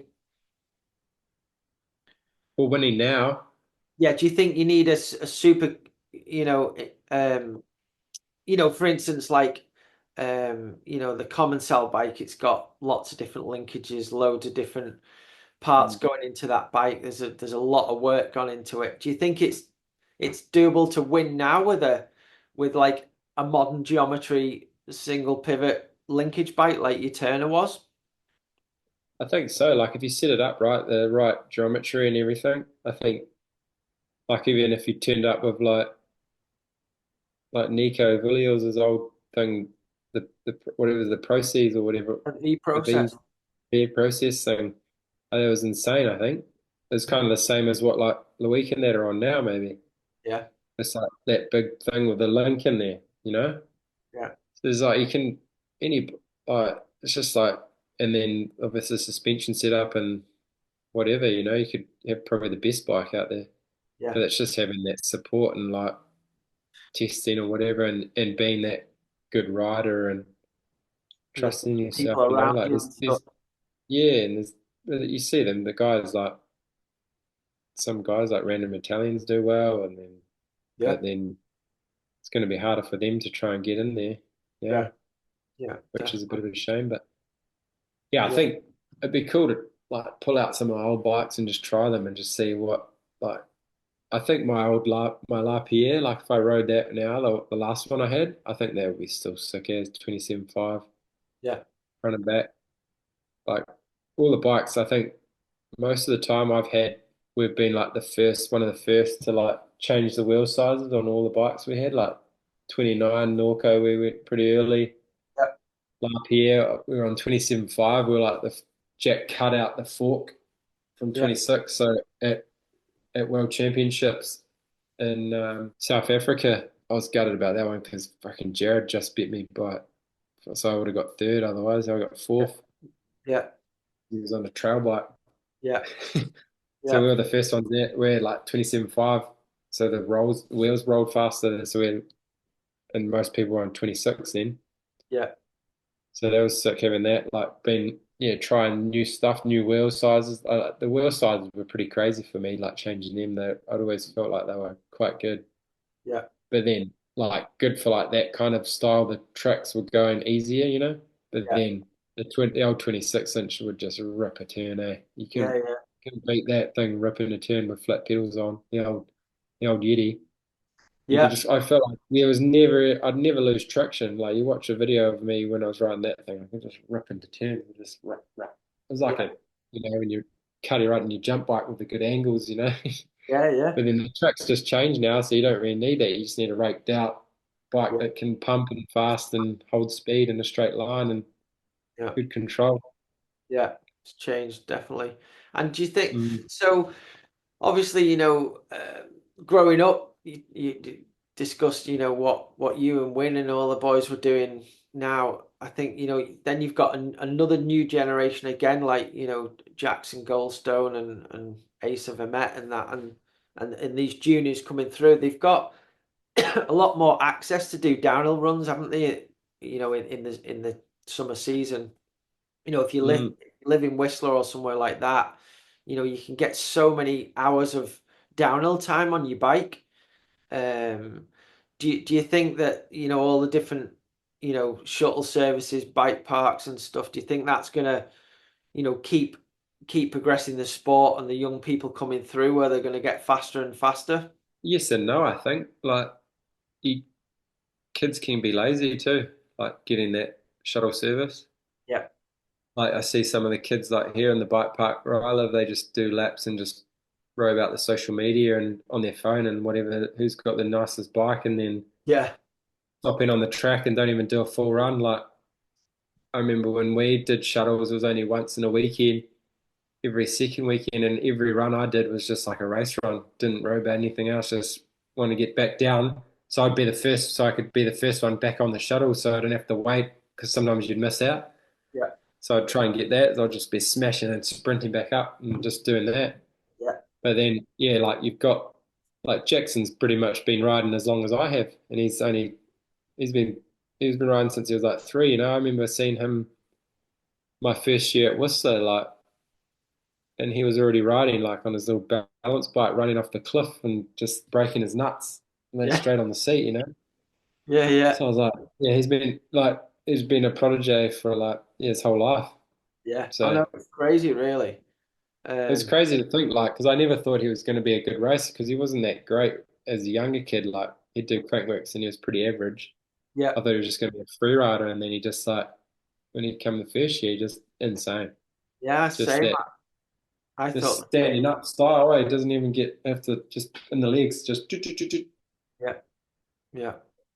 Yeah. it's pretty cool to see that new generation. Then Acer as well, like just sick on the bike. Yeah.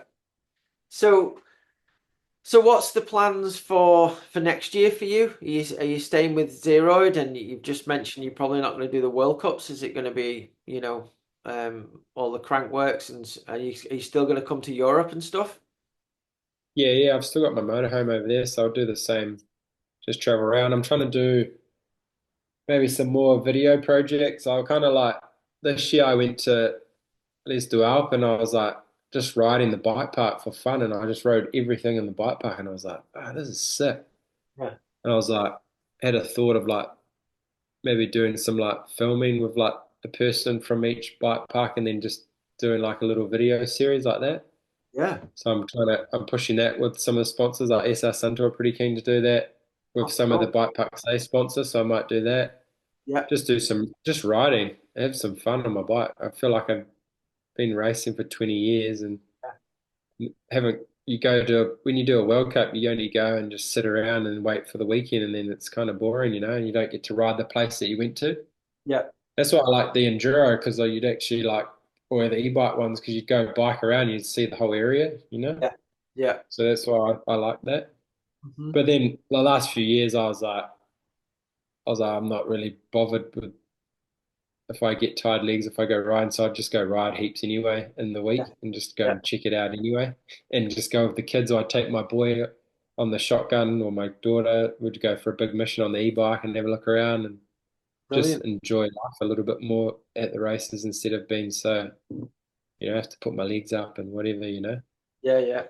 It's Yeah. like doing it with the kids and everything is way more fun. And if you get a result, you might get a result or not. And I just, I just enjoy being racing and being on my bike, really. No, that's great. And the few times I saw you last year with your family in the camper, you look like you're having a ball, and it's great to see. I mean, you've done the World Cup for so long. You've nothing really to prove to anyone. You've had amazing career and results, and you've done all the factory teams and everything else. So it's you deserve to do some other stuff now. And I hope that all the sponsors will keep supporting you, because you've like you say, you've still got one of the sickest riding styles out there. If you can do some videos showcasing all these different riding spots like you mentioned, people want to watch Mhm. that because they're looking for places to go. So if Yeah, you've and they might not know. that, They might not know this place and try and just tie it in with the resorts or whatever there. You might yeah, get an idea. Like some of the places, man, it's just like so good to ride, you know. yeah, It's just sick. I mean, people will be like, oh, it's not far. We'll just go there for the weekend. yeah, Yeah, I yeah, feel like if I stop my career now, I pretty much I've got every position I've ever thought of, but I just didn't get the world championship, the gold medal, yeah. and a championship overall. So So maybe this year I might win the world championships in in Chambéry, Grand Prix. I've done well there in the past, so is that a goal? I'll try and get selected for that. Probably I'll do national champs here, and then I think if you do, yeah, I'll try and put my name in. Yeah, They why might not? select me. And it's Chambéry's a very different track to a lot of them. Um, if it does happen there, and a few of the catch berms get blown out, and it pisses rain, and you chuck your flat pedals back on and your 26-inch wheels, you Yeah, never it'll be know. away. It'd Shit, break the yeah. internet. Yeah, I can't even ride flats anymore. I need to Really? start practicing it. Yeah, I had them on my wife's bike and I rode it. I was like, oh, this would be cool. I'll try them out. And I was like, holy heck, I'm gonna snap my ankles or something, blowing my feet off. Oh, I even when I ride my hardtail at the BMX track, I clipped in now. wow. I'm a weirdo. Yeah. Crazy. I need to. I was thinking about it. I was like, I gotta, because I probably learn how to turn again, like slap some turns. Yeah, Have yeah. some fun. I put the I got the Dydy freaking the T-Mac pedals. They're The insane. massive They're things. so big. They're just like you can't even move your feet. They'll be insane to put on. Yeah. I probably end up ripping the pins off because I'm just too not used to like getting the feet down low or whatever. Yeah, I'll yeah, just yeah. take a while, but I would say a couple of days and I'll be freaking loving it again. I'm sure you would. I'm sure.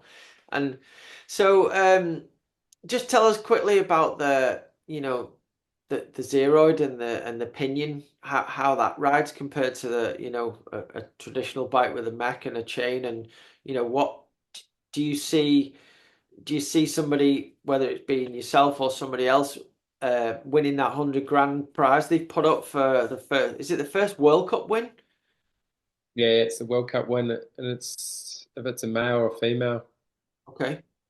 So yeah, the the bike's insane. Like I think it's definitely the future of the way because you just don't have all that crap hanging off your bike and the noise and Yeah. like the belt makes it so dampened and like because I ride the trail bike too and when I ride the trail bike the zero the suspension like linkage is nothing special. It's just kind of like Yes. It's just like standard and it a rides so smooth and quiet and just light and but yeah, it's just I don't know. I think it will fix a lot of people's problems that they're trying to think with these the O chains and whatever things and hubs and whatever. And yeah, it's just if that works with the bike, you know. yeah, But yeah, once the I think once they get pushed more with like the gearbox, like having like a more high end gearbox. So the gearbox is insane, like yeah, from Pinion, but they just need like a few more things, maybe a lighter gearing or whatever, so it's a bit more freer because it needs to run through. I think it lasts forever, you know. It's like a bulletproof thing. yeah, If it's more like a race, if we have a race one or whatever, or fall down or whatever, a bit more like a lighter tune, so it's a bit more freer. It needs to be run through like a dyno, so it frees up the gears a bit more or I see. whatever. But for downer, we're never really pedaling that much. It's just more for the trail bike stuff. But Yeah, I really enjoy it because I just start in a gear in third, and then I just shift in the corner or up, and I don't need to pedal. You can shift in the air or shift down, and just I just like how quiet the bike is. It's just like it's always that feel that I've always tried to find, like when you take your chain off your bike and no derailleur or anything, and all you hear is tires and tick tick tick rims, yeah, and yeah. that's all you hear. It's like when I rode the first time I rode, I was just like, what? No way. Like if you've never ridden one, you just have to try it. I rode a Nikolai, but Yeah, I didn't enjoy that bike because it was a makes hundred sense. times too long for me. I Yeah, need to ride like an extra small, yeah, and then it might have been all right. But the way it shifted and everything was insane, like and so quiet and just brilliant. so it was like it's definitely it's cool and it just shifts under load and the power and the grip and it's like for me because I do heaps of hunting on mine and I'm always out way out the back like so I just have the old school the Crestline and it Okay. just gets the derailleur is just like sounds like it's going to snap off and the gears is just to get chunky and crunchy and just like the weight you're just like waiting for the chain to snap Yeah, all the time so yeah, like for me it makes sense for sure and like everyone I think because it's just like yeah, it's just this. I just like this silentness and how the bike works, and yeah, yeah, yeah. I think it'll be but, insane for e-bikes, moving forward in the future. mm, 'Cause the gears get mashed on an e-bike with the power, and as they get more powerful, I think it's definitely going to be the way forward in mm. it. but yeah, I think you'll see a few more people on with the gates with the pinion this year, Okay. slapping it in their bikes. Yeah. And do you think there'll be any? mainstream brands that are bringing it on board, or do you think it'll still be the smaller bike brands for the moment? Yeah, I think just the smaller ones because the bigger brands are still getting that pressure from the Yeah, bike shops that have, you can't really. It'd be harder to find like a bike shop that might have a belt or might have their gearbox somewhere, bits and pieces, So it's like that's the thing, the mainstream people, like the Duralias and whatever. yeah, Yeah, so but I think once everyone starts getting it, it'll be mainstream, yeah. everyone will kind of have one. It's Cool. kind of cool. Yeah, And it's awesome. It's like literally getting any noise on your belt, you just squirt a bit of water on there if it's squeaking or whatever, and then it's good for the whole ride. yeah, yeah. It's Awesome. pretty That crazy.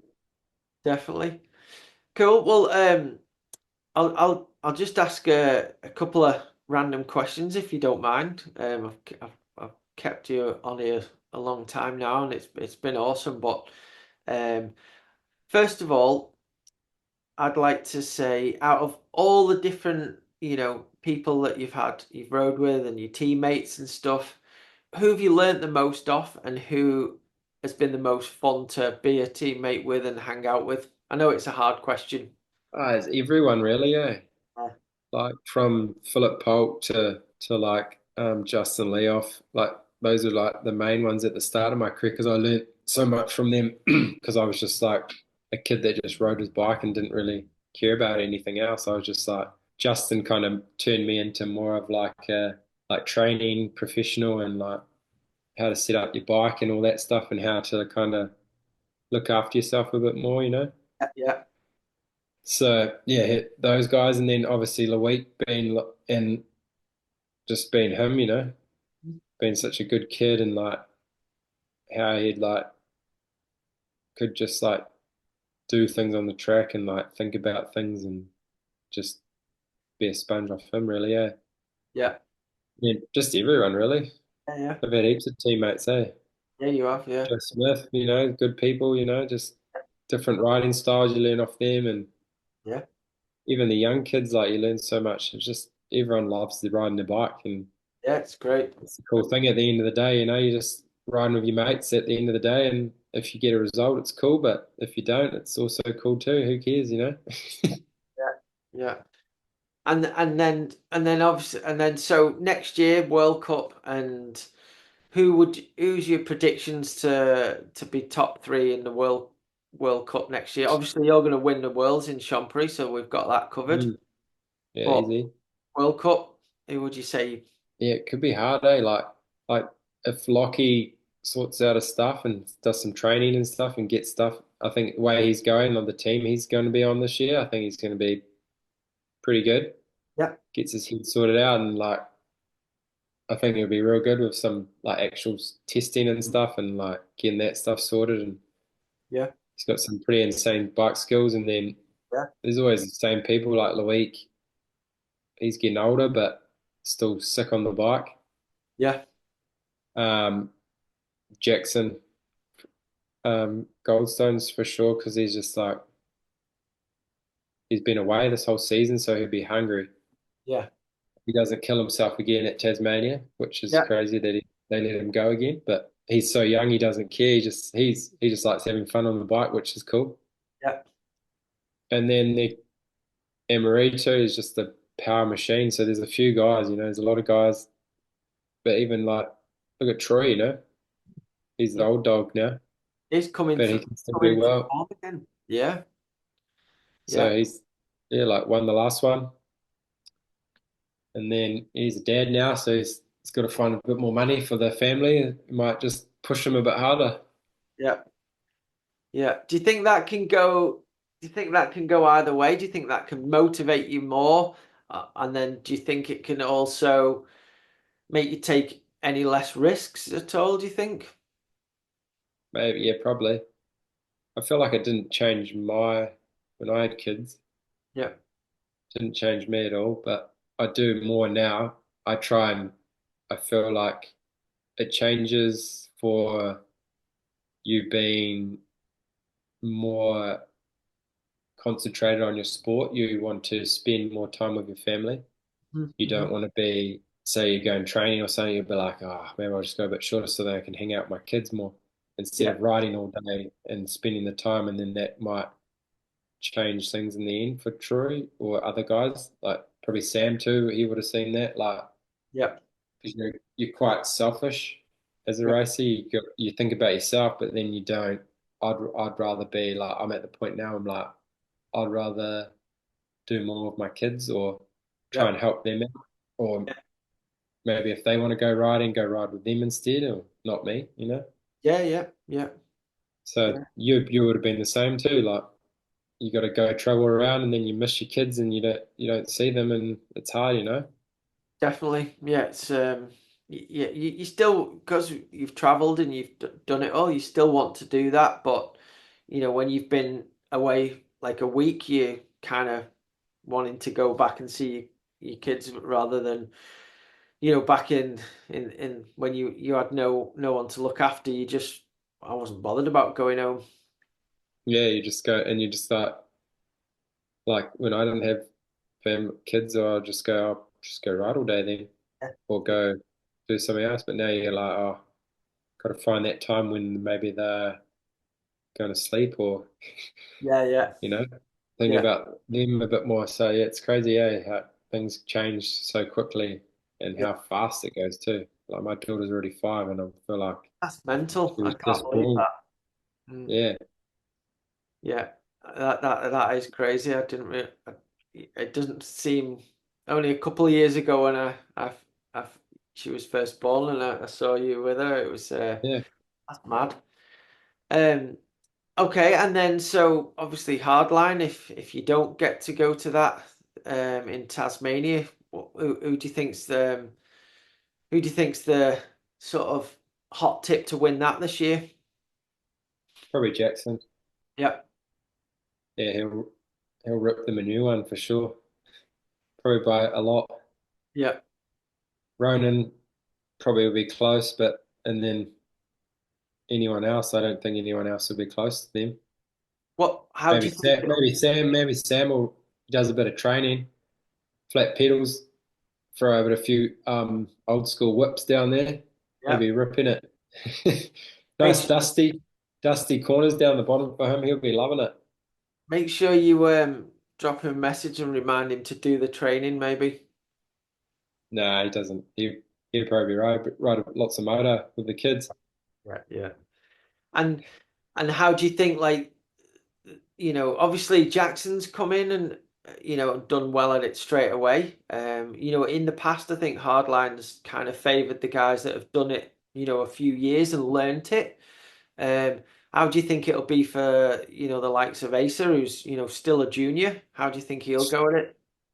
Oh yeah, Asa, he's going too. So yeah, I think he'll do well as well. Yeah, I didn't forgot about him. Yeah. Um, yeah, it's a little bit scary. Like the first year when I went to Tasmania, I was shitting myself because no one had hidden anything. No. But I don't know what they're going to build this year for them. So they'll probably make everything bigger because it was fun to ride. It wasn't really hard. Okay. You could just do laps down it all day. Like the Right. last jumps were pretty technical. If it was muddy or wet, you couldn't do them. But Yeah. and then 'cause when I went to Wales, it was all chill because I knew everything was you could hit, but it was big. But everyone's done it, so Yeah. I was like, oh, it's sweet. But when I went to Tasmania, I was shitting my pants. I was like, fuck. Going Right. up there, I was like, even the girls hit some of the stuff before me because I was just like waiting to Yeah. see. See how it went. I was just like, I'll just see what happens, and then it's all mint as when you've done it. Yeah. And which one? I was filming everyone too. I like watching, and then I'd go and hit it later. Yeah, smart, mate, smart. And Mm. what do you think is the scarier one, Tasmania? After riding both of them, which is scarier, the Tasmania one or the Wales one? Oh, the Wales one. Yeah, Just the Tasmania, I could do like laps all day on that one. It's sick.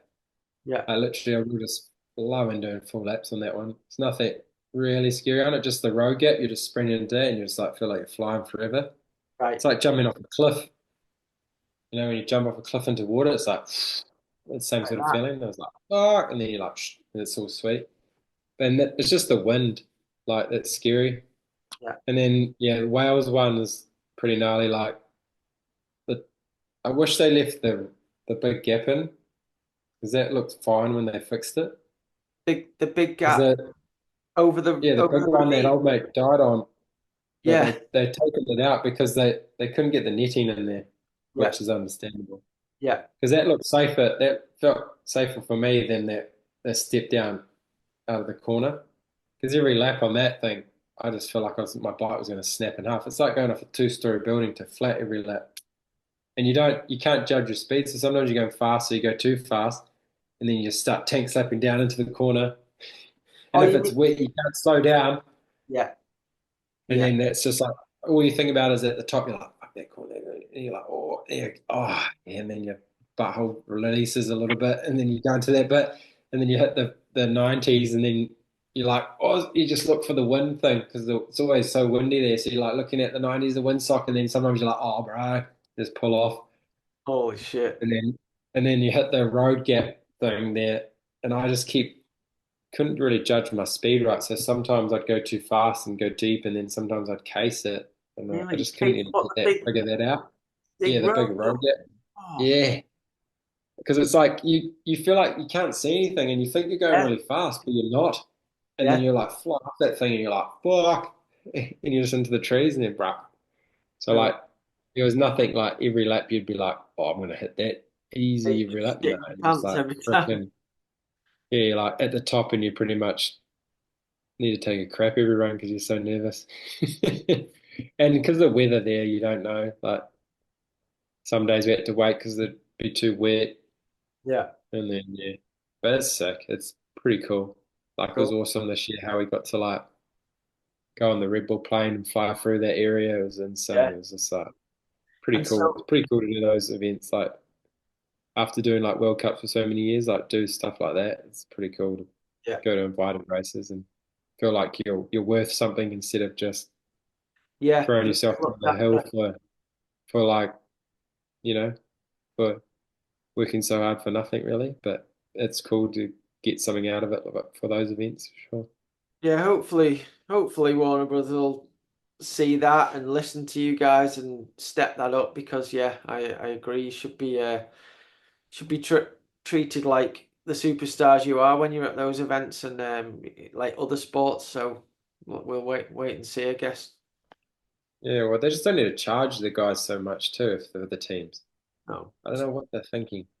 Yeah. Like, I understand, like, but then the teams could be spending that elsewhere. Yeah. Yeah. Like, just don't let they're not letting the teams in, but then they don't. Why don't they need to charge them that crazy amount? They're thinking that's going to make less teams kind of try and come in, but Don't know. it'll Don't know probably why. take more teams out of the sport, which it has. Yeah. Yeah. I mean, t to me, I don't think the team should be charged anything, those big teams, because they're the people that Yeah, are making the event. If they didn't come, then there wouldn't be an yeah, event. yeah. Well, they should be getting paid at least And yeah, because of the show, literally the definitely. show, Yeah. which is weird. Yeah, I don't. They're backwards for sure. Yeah, those guys. Yeah, definitely, mate.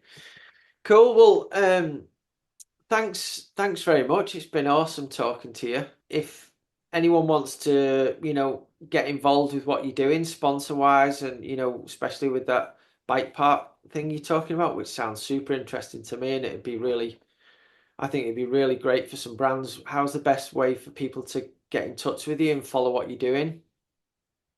Just on Instagram, really. And Instagram, then yeah. my YouTube, probably just, yeah, Sam Blenkinsop. Easy. Cool. If anyone wants to sponsor me too, I'll be keen. Any extra bucks can go far. Trying to just scrape everything together at the moment, which is kind of scary, but we'll Yeah. see what happens. Otherwise, I have to live off my wife and just be a bum. Well, Mm. obviously, congrats on an amazing career so far. I know it's not over, but it's been. I've loved watching you at all the World Cup races and everything. As I say, your style's amazing, and keep doing what you're doing, mate, as long as you can. And everybody loves to watch you, and everyone's a fan of Blanky. So keep going at it, mate. And I'm made up. You've got a lovely family there, and I wish you all the best with your new house and stuff as well. No, cheers, man, and thanks to you, man. You're the legend.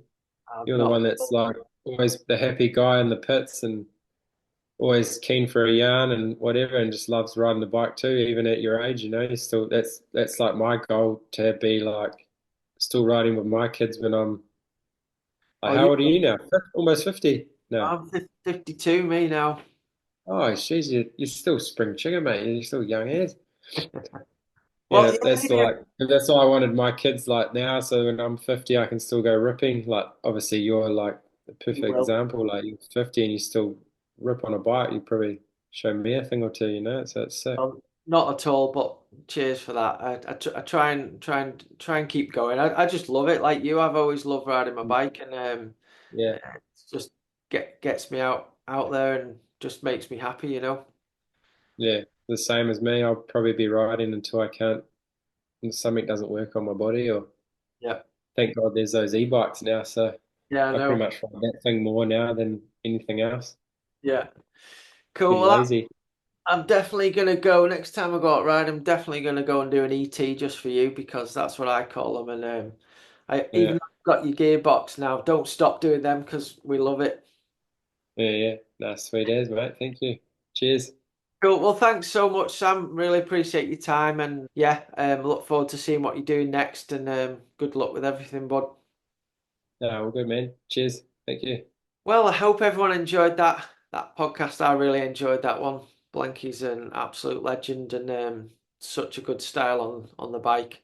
If you want to try and emulate anyone, he's got to be up there with the best of them. So really enjoyed that. Wish him all the best for his future ventures. He's definitely not finished yet. He's still a young fella. Um, I hope, if you did enjoy the podcast, please like and subscribe. That really helps us and, put some comments there. And if you're feeling generous, you can do the buy us a coffee. If anyone out there would like to sponsor the podcast, just send Maya a message. And yeah, hope you enjoyed it and look forward to seeing you all next week. Cheers.